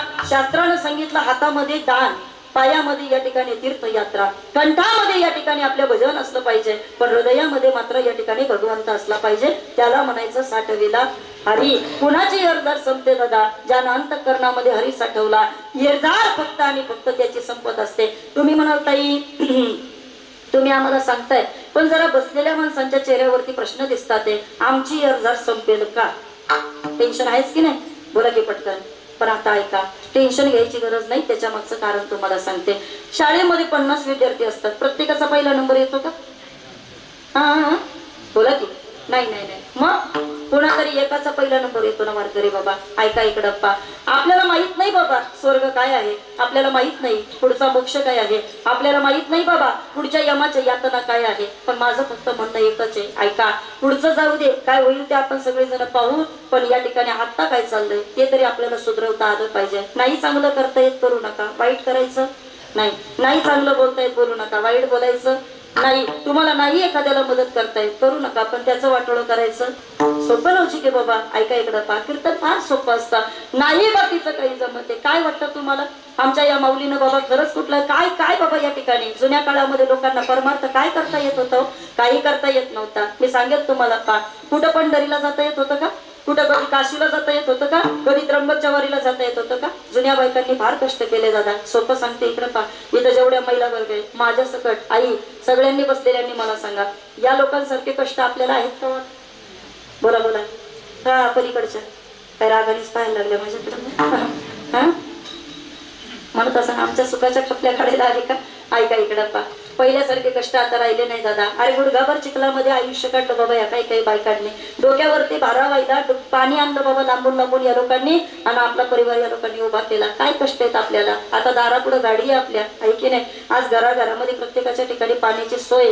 आज प्रत्येकाला बाबा मिनिटामध्ये नाही म्हटलं तरी 5 ते 10 मिनिटांमध्ये आपल्याला दवाखाना जवळ आहे. काही नव्हतं जुन्या लोकांना. कसली पंढरी, कसली आळंदी, कसली ज्ञानेश्वरी, कसली गाथा काहीच माहिती नसायचं बाबा. आमची आजी म्हणायची घरामध्ये बसायचं आणि हे चूल मूल याच्यामध्येच आपला सूर्य, याच्यातच जयेंद्र, इकडंच बघायचं, इकडं मालकाकडे बघायचं, इकडं चुलीकडे पाहायचं, हातातल्या भाकरीकडे पाहायचं, त्याच्यातच तुकाराम तुकाराम म्हणत राहायचं. झालं म्हणे आमचा परमार्थ, झालं आमचं भजन. आमच्या आजी म्हणायचे काशी ग काशी, काशी कोणी ग पाहिली, बाई माझ्या ग आईली, मला दुनिया दाविली, राम राम बाई ग. साखर बाईला जणू कडूपण नाही, बाई माझ्या ग आईला जणू कडूपण नाही, राम राम बाई ग. आई म्हणू आई, आई इतकं गोड काही नाही ग बाई, आई इतकं गोड काही नाही ग बाई, राम राम बाई ग. बरं वाटते नाही इकडे इकडे खरं सांग वारकरी बाबा, काय माहित होतं त्या लोकांना? काहीच माहिती नव्हतं. त्यांना फक्त एकच माहिती, आमची आई ना तेच आमच्या करता सगळं. आमची आई आहे ना तीच आमच्या करता पंढरी. आज विचारा ना तुम्ही 8 पोरांना, आई होती त्यावेळेचं जीवन कसं आणि आई नाहीये त्यावेळेचं जीवन कसं. मी बोलेल तुम्हाला पा, आज इथं बसलेल्या प्रत्येकाला माहितीये, अरे आई तुम्हाला सुद्धा आहे आणि आई मला सुद्धा आहे वारकरी बाबा. प्रत्येकाला इथं बसलेल्या बाबा आई आहे. मी सांगेल तुम्हाला, इतर नाती माणसाला असतील नसतील माहित नाही, माणूस तुमच्याकडे कसा श्रीमंत आहे कसा गरीब आहे हे मला माहित नाही, पण प्रत्येकाकडे बाबा आई नावाची श्रीमंती मात्र इथं बसलेल्या प्रत्येकाकडे नक्कीच आहे. मी सांगेल, ज्याची आई नाही त्याला जाऊन विचारा काय असते आईची किंमत. एखाद्या बाईला जाऊन विचारा बरं, आई नाही माहेरी खरंच जायची इच्छा होते का? आई आहे तोपर्यंत घरात भांडण चालतं, माहेरी जायचंय माहेरी जायचंय माहेरी जायचंय. आई गेल्याच्या नंतर बाबा भांडणारी बाई सुद्धा गप्प पडून राहते. तिला माहितीये जिच्या करता भांडत होते आता माहेरी ती राहिली नाही, आता भांडायचं पुन्हा करता नाही भांडत बाबा, ती नाही भांडत ती आता. का? कारण तिला माहितीये आता भांडण करायची वेळ राहिलीच नाही आणि आता भांडण्याकरता या ठिकाणी कोणी नाहीच आहे. मी सांगेल महिला वर्ग प्रामाणिकपणे सांगा, दुसऱ्याची आई दिसायला किती सुंदर असू द्या आणि आपली आई किती साधी असू द्या, पण तरी सुद्धा आपली आई की आपली आई किती बोला हा. दुसऱ्याच्या आईच्या अंगावरती पुरुष वर्ग किती बारी साडी असू द्या आणि आपल्या आईच्या अंगावरती किती साधं लुगडं असू द्या, पण तरी सुद्धा आपली आई ती आपली आई असते. सांगेल तिनं पाठीवरनं फक्त हात फिरू द्या आणि तिनं मायेनं फक्त आपल्याकडे पाहू द्या, बस. नुसतं घरामध्ये गेल्यानंतर या ठिकाणी घर पण आल्यासारखं वाटतं. मी बोलेल तुम्हाला, पहा आपली आई गेली वारकरी बाबा, कोण आपल्याला जीव लावतं? कोणी जीव लावत नाही. आपली आई गेली कोण आपल्याला विचारतं? आपल्याला कोणी विचारत नाही. माणसाची किंमत माणूस आहे तोपर्यंत कळाली पाहिजे. कौतुक आहे बाबा 5 पोरांचं या सगळ्या मुलांचं, की आज एवढ्या दिवसानंतर सुद्धा बाबा आई त्यांच्या स्मरणात आहे, आई त्यांना आठवते. काही नव्हतं त्यांच्या वेळेला, पण आई अगं अजून थोडे दिवस आमच्यात राहिले असते, कदाचित आई तुला पण हे कीर्तन ऐकता आलं असतं ग. आई अजून थोडे दिवस आमच्यामध्ये तू राहिले असते, तुला सुद्धा या पोरांचं कौतुक पाहता आलं असतं ग. चला देवानं नाही बाबा ही संधी दिली त्या माऊलीला बघण्याकरता, पण कुठं ना कुठं तरी बाबा या पोरांच्या रूपानं ही कुठं ना कुठं तरी ही माऊली हे सगळं पाहते आणि तिला एका गोष्टीचं कौतुक वाटतंय, काय मी माझ्या जीवनात काय कमवलं. ही माऊली म्हणत असेल मला माहित नाही, पण आज जमलेला परिवार या ठिकाणी पाहिल्यानंतर तिला एकच कौतुक वाटत असेल, जीव माझा गेला कवळी पडली कशाची, आल्यात या बहिणी लाईन लागली गोताची. आज आज बघा ना सगळेजण मला भेटण्याकरता आले, आज सगळेजण मला बघण्याकरता आले. 2 दिवस पोरीला म्हणत होते तायडे कधीतरी येऊन जा, तायडे कधीतरी राहून जा, पण तायडे कधी यायला मागत नव्हते. पण आज बघा नुसता घरी कार्यक्रम ठेवला हे कळालं आणि तायडे बाबा 2 दिवस अगोदर येऊन इथं थांबले. हे कधी घडतं बाबा? ऐका इकडं पा, माणूस आहे तोपर्यंत काही गोष्टी तुम्हाला आम्हाला कळायला पाहिजे. आणि सगळ्यात मोठं दुःख असतं ते आई या शब्दाकरता. कशा करता? आई या शब्दाकरता. मला बसलेल्यांनी सांगा, कोणालाही आपण आई म्हणू शकतो का? बोला, कोणालाही आई म्हणतो? नाही नाही नाही, कोणालाही आई म्हणू शकत नाही. अरे नुसतं आई म्हणणं वेगळं आणि स्वतःचा. अरे या दिवसांमध्ये कोणी येत असेल, माईने हात फिरवत असेल, गेली तुझी आई, मी आहे ना तुला आई सारखी. आई सारखी असणं वेगळं आणि स्वतःची आई असणं वेगळं. हे सांगेल प्रत्येक सणाला आईचा फोन येत होता, कशी असू दे आमची आई, पण तरी आम्हाला ती बोलवत होती. आता इथून 5 वर्ष झालं पोरी आई आई करतात ते, पण आईचा फोन येत नाहीये. सण तिथंच आहे बाबा, दिवस तिथंच आहे, पण तरी सुद्धा आईची जागा तिथं नाही. तेरा होना भी क्या होता है, बेजुबान छत को भी घर कर देता है. आई आहे तोपर्यंत घरातली भांडी बोलतात, आई आहे घरामध्ये तोपर्यंत चैतन्य दिसतं. आता आई नाही बाबा, घरातलं आमचं वात्सल्य निघून गेल्यासारखं वाटतं. आता आई नाही, घरामध्ये आपलंच माहेर आहे महिला वर्ग, पण आता इकडं पाहणं सगळ्या जणी माहेर आपलंच असतं ना, माहेर आपलंच असतं, पण आई आहे तोपर्यंत रुबाब असतं. आपलंच माहेर आहे, आई नसू द्या पण तिथं पाहुण्यासारखं जावं लागतं. आपलंच माहेर आहे पण आई नसू द्या तिथं चोरासारखं बसावं लागतं. कोणत्या वस्तूला हात लावताना सुद्धा बाबा हात असा कापतो का? आई आहे तोपर्यंत हात लावता येतो. आई आहे तोपर्यंत या ठिकाणी बाबा सगळा त्रास सहन करता येतो. पुरुष वर्ग काय असते आई? एका शब्दामध्ये तुम्हाला मी सांगते, ऐका. मुलीचं बाळंतपण हे तिच्या माहेरी झालं पाहिजे असं कुठल्या शास्त्रामध्ये नाही लिहिलेलं, कुठल्याच शास्त्रामध्ये नाही लिहिलं. ऐका, किती ग्रंथ तुम्ही तपासा, किती काही करा, मुलीचं बाळंतपण हे तिच्या सासरी सुद्धा होऊ शकतं. कोण म्हणतं सासरी होऊ शकत नाही? होऊ शकतं, पण तरी सुद्धा मुलीला बाळंतपणाला तिकडे पाठवता का? पाठवता त्याचं कारण तुम्हाला सांगते. अरे जोपर्यंत 9 महिने डॉक्टर सांगतात तिला हालचाल करायची गरज आहे, तिनं काम केलं पाहिजे, तोपर्यंत तुम्हाला ती तुमच्या घरात पाहिजे असते. बोला पटकन, खरं आहे का खोटे? हा, आणि जेव्हा डॉक्टर तिला सांगतात आरामाची गरज आहे, तेव्हा तुम्ही तिला पुढे पाठवता? वा, बरं झालं मोठ्याने बोललात तुम्ही. हा, तेव्हा तुम्ही तिला तिच्या माहेरी पाठवत असता. त्याचं कारण तुम्हाला सांगते. काय वाटतं, सासू काय बाळंतपण करत नाही का? सासू सुद्धा बाळंतपण करू शकते. पण आता उत्तर ऐका. अरे एक भाकर सासू आपल्या सुनेच्या समोर ठेवते आणि सुनबाई जर म्हटली ना माझं पोट भरलं सासूबाई, तर सासूबाई तिकडचं ताट उचलते आणि परत किचन मध्ये नेऊन ठेवते. आईकडे जा महिला वर्ग, आईकडे गेल्याच्या नंतर फक्त एक भाकरी ताटात येऊ द्या. बाळंतपणाच्या वेळेला कधी तुम्ही एका भाकरीवरती आईला म्हणा आई बास झालं, आई म्हणते का कधी बास झालं? नाही म्हणत. आई उलट म्हणते ताईडे अगं एक भाकर खाल्ली ती तुझ्या वाटीची, अजून अर्धी खावी लागल ती तुझ्या बाळाच्या वाटीची. कोण म्हणते? आई म्हणत असते. आता ऐका, काय असते आईची किंमत दादा? असे शब्द सांगता येत नाही, पण बसलेल्या प्रत्येकाला माहितीये स्वामी तिन्ही जगाचा, पण आई विना भिकारी. जगामध्ये सगळं मिळणार आहे पण तिचं पात्र परत मिळू शकत नाही. आई सारखे दैवत नाही, शोधून या तू पाही. पैशाने दुनियात तुला रे, पैशाने दुनियात तुला रे, मिळेल सर्व काही, पुन्हा जन्मदाती आई मिळणार नाही. पुन्हा जन्मदाती आई मिळणार नाही.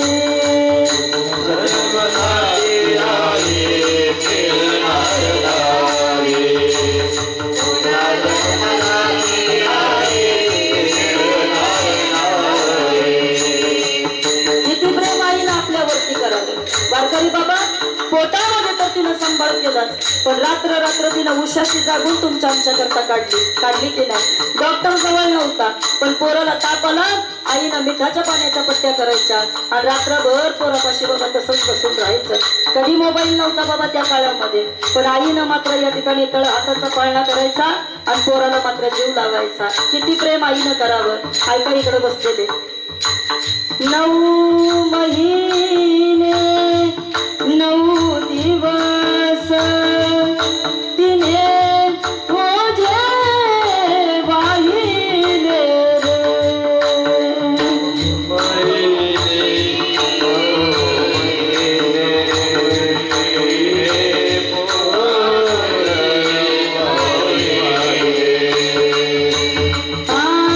तुझ्या जन्माचे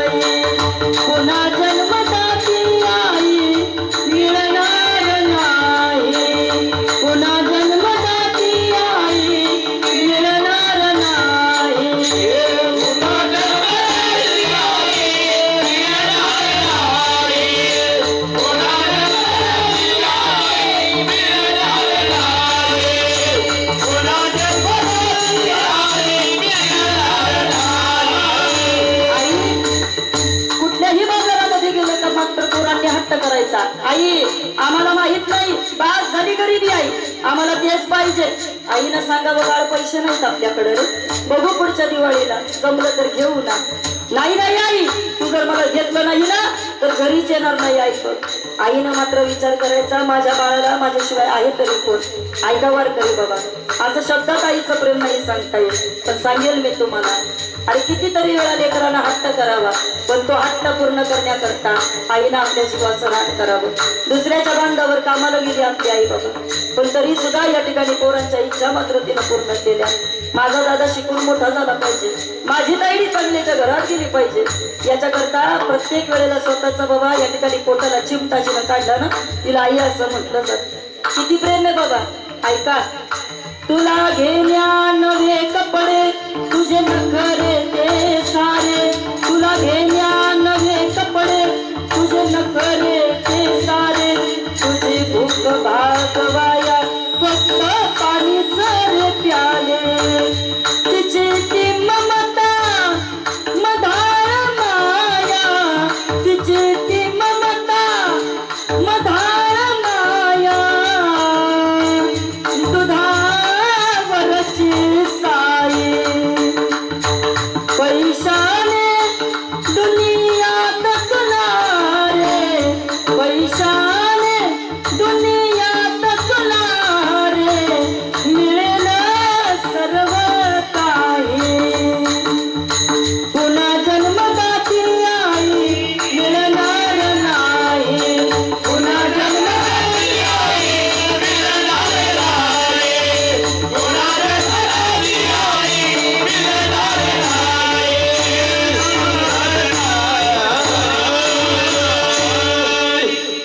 फार प्रेम केलं आईनं आपल्यावरती. चला, आणि तिच्या या प्रेमाची सर बाबा कशाला येणार नाही, आणि म्हणून तिच्या उपकारात ऋणी होण्याकरता या परिवारानं हा प्रयत्न केला की चला आई, तुझे उपकार आम्ही तसे फेडू शकत नाही, पण या कीर्तनाच्या माध्यमातून 4 लोक इथं जमतील आणि कवतुक वाटे झाले या वेसांचे, नाम मंगळाचे ते निगुणे. आई हे कमवलं, हे आम्ही नाही कमवलं आई, अगं हे सगळं तू कमवलं. चला, साठविला हरी जे ही हृदय मंदिरी, जिनं हृदयामध्ये या ठिकाणी हरीला साठवलं, जिनं ही माणसं गोळा केली दादा, आणि त्या माऊलीनं या ठिकाणी हे सगळं गोळा करत असताना तुकोबांना विचारलं, तुकोबा काय होतं बरं अशा लोकांचं. तुकोबा म्हटले, त्यांची एर जार संपते, अभंगाचं दुसरं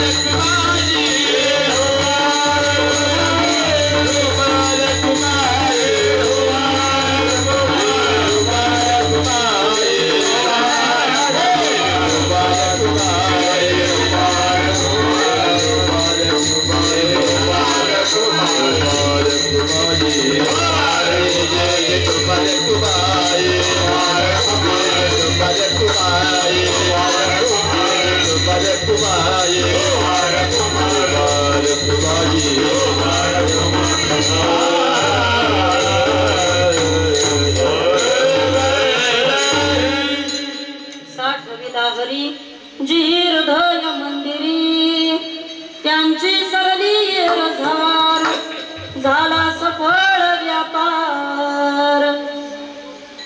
अभंगाच्या दुसऱ्या चरणाचा भावार्थ या ठिकाणी खरं तर आपला चालू झाला, पण कीर्तनाची वेळ संपली म्हणताय का काय? संपलीच ना, बरं बरं ठीक आहे. ऐका आता वेळ या ठिकाणी पूर्णत्वाकडे गेली आणि आता किती बोललं तरी या ठिकाणी तसं पाहिलं तर कमीच होणार आहे. पण चला, जगामध्ये दोन लोकांना बाबा तुमचं आमचं हित कळतं. एक ते म्हणजे संत आणि दुसरे म्हणजे आपले मायबाप. संतांना हित कळतं म्हणून संत आपल्याला कीर्तनाच्या कथेच्या माध्यमातून या ठिकाणी सावध करत असतात आणि आई बापांना हित कळतं म्हणून ते मुलांवरती चांगले संस्कार करत असतात. जगात अशी कोणती आई नाही ज्या आईला वाटतं आपल्या पोरांना दारू पिली पाहिजे. आहे का कोणी? बोला पटकन. जगात अशी कोणती आई नाही का जिला वाटतं आपल्या पोरांना तंबाखू खाल्ली पाहिजे. वाटतं का? ऐका इकडं पा. आई कधी मुलाला दारू प्यायला शिकवत नाही, आई कधी मुलाला बाबा तंबाखू खायला शिकवत नाही. पण हे ज्यांनी शिकवलं त्यांच्यात बसून पोरं म्हणतात आमच्या आईला काही कळत नाही. किती मोठं दुर्भाग्य आहे हा. हे ज्यांनी शिकवलं त्यांच्यामध्ये बसून आपण आई बापांवरती कमेंट पास करत राहतो आणि त्यांच्यामध्ये बसून आपण या ठिकाणी आई बापांवरती गॉसिप करतो. चला ऐका, आता वेळ आहे बाबा ते आपले विचार बदलण्याचे. काय विचार बदलले पाहिजे? मला वाटतं कौतुक करावं पाटील परिवाराचं की 5-5 वर्ष मायबापांचे सोहळे खरं तर या घरामध्ये होतात आणि याच्यापेक्षा दुसरं गोकुळ बाबा दुसरं कोणतंही नाही. जिथं बाबा टाळ वाजतात ना, ज्ञानोबा म्हणतात पवित्रची होय देह त्याचा हरिपाठ कीर्ती मुखे जरी गाय. जिथं या ठिकाणी टाळ वाजत असतात ज्ञानोबा म्हणतात पूर्वजा वैकुंठ मार्ग सोपा. हा वैकुंठाला जाण्याकरता एक सोपा मार्ग असतो. पितृपंधरवड्याचा कालावधी आहे दादा आणि या पवित्र कालखंडामध्ये खरं तर या मातेचा या पुण्यस्मरणाचा कार्यक्रम येतोय. अतिशय या ठिकाणी चांगलं भाग्याचं मरण या माऊलीला खरं तर लाभलेलं आहे आणि नक्षित 5-5 वर्षानंतर सुद्धा परिवार सेवा करतोय. म्हणजे याचा अर्थ त्या माऊलीनं केलेल्या या कर्माची पोच पावती आहे. कर्म कुणाला चुकत नाही, पण कर्म चांगलं असेल तर त्याची दाद मात्र या ठिकाणी समाज देत असतो. तुमचं कर्म चांगलं असेल तर त्याची पावती समाज जपून ठेवत असतो आणि मला वाटतं अशीच एक सरस्वती ताईची पावती या समाजाने जपून ठेवली. हा त्याचा या ठिकाणी पावतीचा या ठिकाणी साक्षात असणारा पुरावा आहे का ही सगळी लोक 5 वर्षानंतर सुद्धा इथं जमतात आहे. मग आता ऐका, या सगळ्यामध्ये ताई आम्ही काही घेऊन गेलं पाहिजे, एक घेऊन गेलं पाहिजे. आपल्याही नावं पुढे कधीतरी कैलासवासी शब्द प्रयोग लागणार आहे. काय मत आहे तुमचं? लय टेन्शन मध्ये राहतं बाबा हा. ऐका, जसं कोणाचा तरी चौकामध्ये बॅनर लागतो ना भावपूर्ण श्रद्धांजलीचा, तसा आपल्याही नावाचा कधीतरी एखाद्या चौकामध्ये बाबा बॅनर लागणार आहे. अरे आपल्याही नाकात घालायचा कापूस कुठल्या तरी बांधावरती वाढतोय बाबा. खरंय का खोटे? हा, कुठेतरी वाढतोय ना. आपल्याला या गोष्टीचं भान असलं पाहिजे आणि म्हणून या ठिकाणी संतांनी आपल्याला सांगितलं, एक मायबाप आपलं हित जपतात आणि 2 आपले संत आपलं हित जपतात. संत म्हणतात बाकीचं सगळं जरा बाजूला ठेवा, पण आयुष्यामध्ये जेवढं आयुष्य मिळाले ते चांगलं जगण्याचा प्रयत्न करा. आयुष्य तुमच्या आमच्या हातामध्ये तेव्हाही नव्हतं, पुढेही नसणार आहे. देवानं 3 गोष्टी त्याच्या हातात ठेवल्या. 1 जन्म, 2 निसर्ग आणि 3 मृत्यू. 3 गोष्टी त्याच्या हातामध्ये. त्याच्यामध्ये आपण दखलंदाजी करू शकत नाही, त्याच्यामध्ये आपण काही करू शकणार नाही, पण आपण एक करू शकणार आहे. काय? आपल्याला फक्त आपलं आयुष्य चांगलं जगता येणार आहे. कसं जगायचं ताई? ऐका, पावसाळ्याच्या दिवसांमध्ये मोर आपला पिसारा फुलवतो आणि तुई आपल्याला नाचताना दिसतो. बरोबर आहे ना दादा? आता ऐका, नाचणं मोराचं जोपर्यंत चालू आहे तोपर्यंत त्याचा पिसारा फुललेला आपल्याला पाहायला मिळतो. पण एकदा मोराचं नाचून झालं का तो जसा त्याचा पिसारा आवरतो तसं माणसाचं जगून झालं का त्याला त्याचा पसारा आवरावा लागतो. हे आयुष्याचं एक कटू सत्य आहे. आणि हा पसारा जर आपल्याला आवरायचा असेल तर त्याच्याकरता एक करायचं, ती येरझार संपली पाहिजे. कुणाची? त्यांची सरली येरझार झाला सफळ व्यापार. आणि आपल्याला संपवायचे असेल तर तुकोबांनी तिसरा मार्ग सांगितला, हरियाला हाता मग कैसी भय चिंता. त्याला मिळवण्याचा प्रयत्न करा, येरझार संपून जाईल. त्याला साठवण्याचा प्रयत्न करा, येरझार संपून जाईल. आणि एकदा का त्याला साठवलं, एकदा का तो हातात आला तर मग मात्र कशाची कमतरता भासत नाही. अभंगाचं शेवटचं चरण. तुका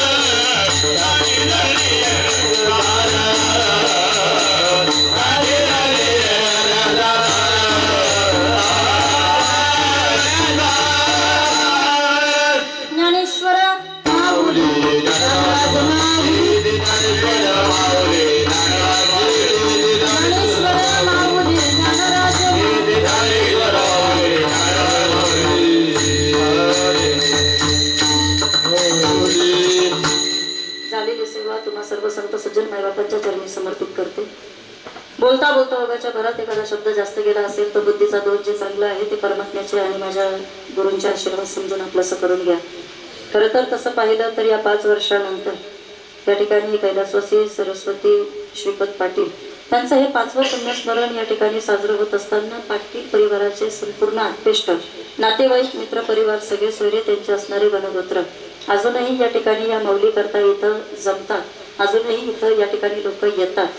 कोणाला कोणासाठी वेळ नाही दादा, कारण कामक्रोध लोभशून्य पाठी लागली ओढाळ आणि हे सगळी ओढाळ बाजूला सारून तुम्ही सगळी मंडळी पाण्या पावसाच्या दिवसामध्ये सुद्धा आपापल्या सोयीनं या ठिकाणी उपस्थित राहिलात त्याबद्दल या ठिकाणी पाटील परिवारातर्फे देखील मी तुमचे ऋण व्यक्त करते. कार्यक्रमाकरता या ठिकाणी जो परिवार खरं तर ही माऊली मागे सोडून गेली आणि ज्यांना विशेषत्वानं या ठिकाणी या मातेच्या जाण्याचं दुःख आहे असे या मातेचे असणारे 4 चिरंजीव, त्यामध्ये आदरणीय हरिभक्त परायण आमचे गजानन महाराज, आदरणीय हरिभक्त परायण आमचे असणारे या ठिकाणी दाऊद महाराज, त्यानंतर आदरणीय हरिभक्त परायण आमचे पांडुरंग महाराज, हरिभक्त परायण आमचे विठ्ठल महाराज, त्यानंतर त्यांच्या असणाऱ्या मुली त्यामध्ये हरिभक्त परायण सौभाग्यवती मंदाबाई, आदरणीय हरिभक्त परायण आमच्या सिंधुताई, आदरणीय हरिभक्त परायण आमच्या अलकाताई आणि आदरणीय हरिभक्त परायण आमच्या असणाऱ्या शोभाताई. त्या प्रत्येकाला दुःख होणं स्वाभाविक आहे, कारण आई नावाचा छत्र त्यांच्या डोक्यावरनं खऱ्या अर्थानं 5 वर्षापूर्वी निघून गेलेलं आहे. चला सावरण्याचा प्रयत्न प्रत्येक या ठिकाणी मार्गाने आपण करतोय, पण तुका म्हणे माझे तुम्हा संतावरी ओझे, त्या संतांवरती हे ओझे टाकायचं आणि अर्थात लेकुराचे हित वाहे माऊलीचे चित्त तिची जागा तशी भरून काढता येत नाही, पण काळजी करू नका. घार हिंडत त्या आकाशी पण चित्त तिचे पिलापाशी, कुठेही असू द्या बाबा, पण आईचं लक्ष तिच्या ते लेकरांमध्ये कायम असतं ना, आणि म्हणून या ठिकाणी आईला कधीही असू द्या पण तिचं चित्त कायम आणि कायम तिच्या लेकरांकरता धडपडत असतं. तसं ही माऊली कुठून का असे ना, पण या लेकरांवरती एक छत्रछाया या ठिकाणी दाखवत आहे आणि म्हणून 5-5 वर्षानंतर हे कार्यक्रम या ठिकाणी होत आहेत. पुन्हा एकदा ज्यांनी मला आमंत्रित केलं अशा आमच्या या ठिकाणी दिंडीतील आमचे परमार्थ प्रेमी परमादरणीय परमश्रद्धेय आदरणीय हरिभक्त परायण आमचे विठ्ठल नाना पाटील या ठिकाणी महाराजांचे ऋण व्यक्त करते. फार आग्रह होता म्हणून या ठिकाणी त्यांचा आग्रह असता इथं येणं झालं. प्रवास खरंच खूप लांबचा आहे जाण्याकरता, पण मला आज या ठिकाणी शॉर्टकट सांगितलं म्हणून मी म्हटलं चला. मला माहित नव्हतं वासिंदवरनं येण्याकरता हे एवढं जवळ आहे. मागच्या वेळेला आम्ही तिथं त्या कुडूसच्या तिथं कुठंतरी कार्यक्रम केला आणि तिथनं आम्ही गेलो, ते आम्हाला कोणी सांगितलं नाही, काहीच नाही. आम्ही गेलो तिकडं त्या हायवेला लागायला आणि रमेश महाराज सकाळी जाईपर्यंत मला 6 वाजले. बरं 6 वाजू द्या, मनका जागेवर होता का मला बघावं लागलं घरी जाऊन. हा इतकी तिकडं ते रस्ते खराब, एवढी ट्रॅफिक जाम. माझा नवरा मला म्हणत होता, मला म्हणले महाराज तुम्हाला किती रुपयाचं पाकिट असलं तरी परत म्हणले इकडची तारीख कधी घेऊ नका बा तुम्ही. हा म्हणले फार हल्लत डाऊन होते, इकडचे रस्ते खराब आहे. मी आधी नानांना म्हटलं नाना कसं काय, नाना म्हणले ताई नका काळजी करू, मधला रस्ता आहे, तुम्ही इकडनं या. आणि त्यांनी सांगितलेल्या मार्गाने आले, नाहीतर चुकली या बरोबर पेरा पडे. तुम्हाला वाटतं कीर्तनकाराचं आयुष्य फार सोपं आहे, 2 तास इकडं तुमच्या समोर बोलतात, तुम्हाला वाटतं चांगलं चाललंय बा त्याचं, पण ज्याला खरंच वाटतं कीर्तनकाराचं आयुष्य चांगलं आहे ना त्यानं फक्त माझ्याबरोबर 100 कीर्तनाला फिरावा म्हणजे तुम्हाला कळेल किती कठीण आयुष्य असतं. पण या सगळ्यामध्ये समाधान एका गोष्टीचं असतं की ज्या वेळेला अशा परिवाराची सेवा करायला मिळते. आणि म्हणून मी मगाशी सुरुवातीलाही बोलले, पुण्य फळले बहुत दिवसा भाग्य उदयाचा ठसा आणि झालो सन्मुख तो पैसा संत चरण पावलो. तुमच्याकडे पाहिलं आजी पिटले माझे कोडे बहुत जन्माचे साकडे. काहीतरी ऋणानुबंध असतील या पाटील परिवाराचे, मागच्या जन्मातली काहीतरी देणेकरी असेल आणि म्हणून इथं येणं झालं. बाकी दुसरं काय दादा, इथं या रक्ताच्या नात्यांपेक्षा ही कमवलेली नाती कधी कधी भरपूर प्रेम देत असतात आणि म्हणून या प्रेमापोटी आज या पाटील परिवाराची सेवा करता आली, त्याबद्दल माझं महत्भाग्य. पुन्हा एकदा या ठिकाणी ज्यांनी गायनाची मृदुंगाची आपल्याला गोड अशी साथ केली त्यांचाही नामोल्लेख होणं अत्यंत गरजेचं आहे. आदरणीय हरिभक्त परायण आपले असणारे गाणं सम्राट, आपल्या संपूर्ण भागाचं वैभव, संपूर्ण भागाचं भूषण म्हणून ज्यांच्याकडे आपण पाहतो असे या ठिकाणी आदरणीय संदीप महाराज घरत, आदरणीय हरिभक्त परायण आमचे काशीनाथ मामा पठारे, त्यानंतर आदरणीय हरिभक्त परायण आमचे रवींद्र महाराज, आदरणीय हरिभक्त परायण संपूर्ण आमच्या दिंडीमध्ये सगळ्या दिंडीचा मला वाटतं 90% भार ज्यांच्याकडे आहे असे आमचे या ठिकाणी आदरणीय रमेश महाराज, त्यानंतर या ठिकाणी आमच्या अपर्णा का अर्पणा अपर्णा तरी त्यांचं नाव चुकीचं लिहिलं का तुम्ही, हा असं करता बा तुम्ही. चला या ठिकाणी आमच्या अपर्णाताई, आदरणीय हरिभक्त परायण या ठिकाणी आमचे मृदुंगाचार्य सागर महाराज आणि आदरणीय आमचे असणारे नागेश महाराज असतील, त्यानंतर अन्य मान्यवर सगळी मंडळी, सर्वांचं नाम उल्लेख होणं एका कीर्तनात शक्य नाही, त्यामुळे कीर्तनकारावर अजिबात कोणी रुसायचं नाही, सगळे माझे सगळे प्रेमाची मंडळी आहात. आमच्या विनेकरी ताई असतील, माझ्याकरता या ठिकाणी फार लांबून प्रवास ज्यांनी केला आणि खास कीर्तनाकरता जे उपस्थित राहिले असे आदरणीय आमचे गुरुनाथ दादा दळवी, त्यांचे या ठिकाणी करुणा व्यक्त करते आणि त्यांच्या समवेत आलेले त्यांचे सहकारी असतील त्यांचे आभार व्यक्त करते. कुणाचा नामोल्लेख राहिला असेल तर त्याबद्दल या ठिकाणी क्षमा मागते. सगळे टाळकरी अत्यंत गोड अशी साथ केली, सुंदर असणारी सिस्टीम, त्या ठिकाणी तुमचे आभार. या मातीच्या चरणी आदरानं आदरांजली, श्रद्धेनं श्रद्धांजली अर्पण करते आणि वैयक्तिक आमच्या एतपुरे पाटील परिवाराच्या वतीनं या माऊलीला एक या ठिकाणी भावपूर्ण निरोप देते आणि सेवा या ठिकाणी मातेच्या चरणी समर्पित करते. निवण ते पुरते अधिक ते सरते, करुण घ्यावे ते तुमते विनवीत असे. एक वारकरी संप्रदायाची आदरांजली आईपर्यंत पोहोचली पाहिजे, त्याच्याकरता सर्वांनी दोन्ही हात वरती करा, दोन्ही हात वरती करा. तुकाराम तुकाराम तुकाराम तुकाराम, सगळ्यांनी बोला. तुकाराम तुकाराम तुकाराम तुकाराम,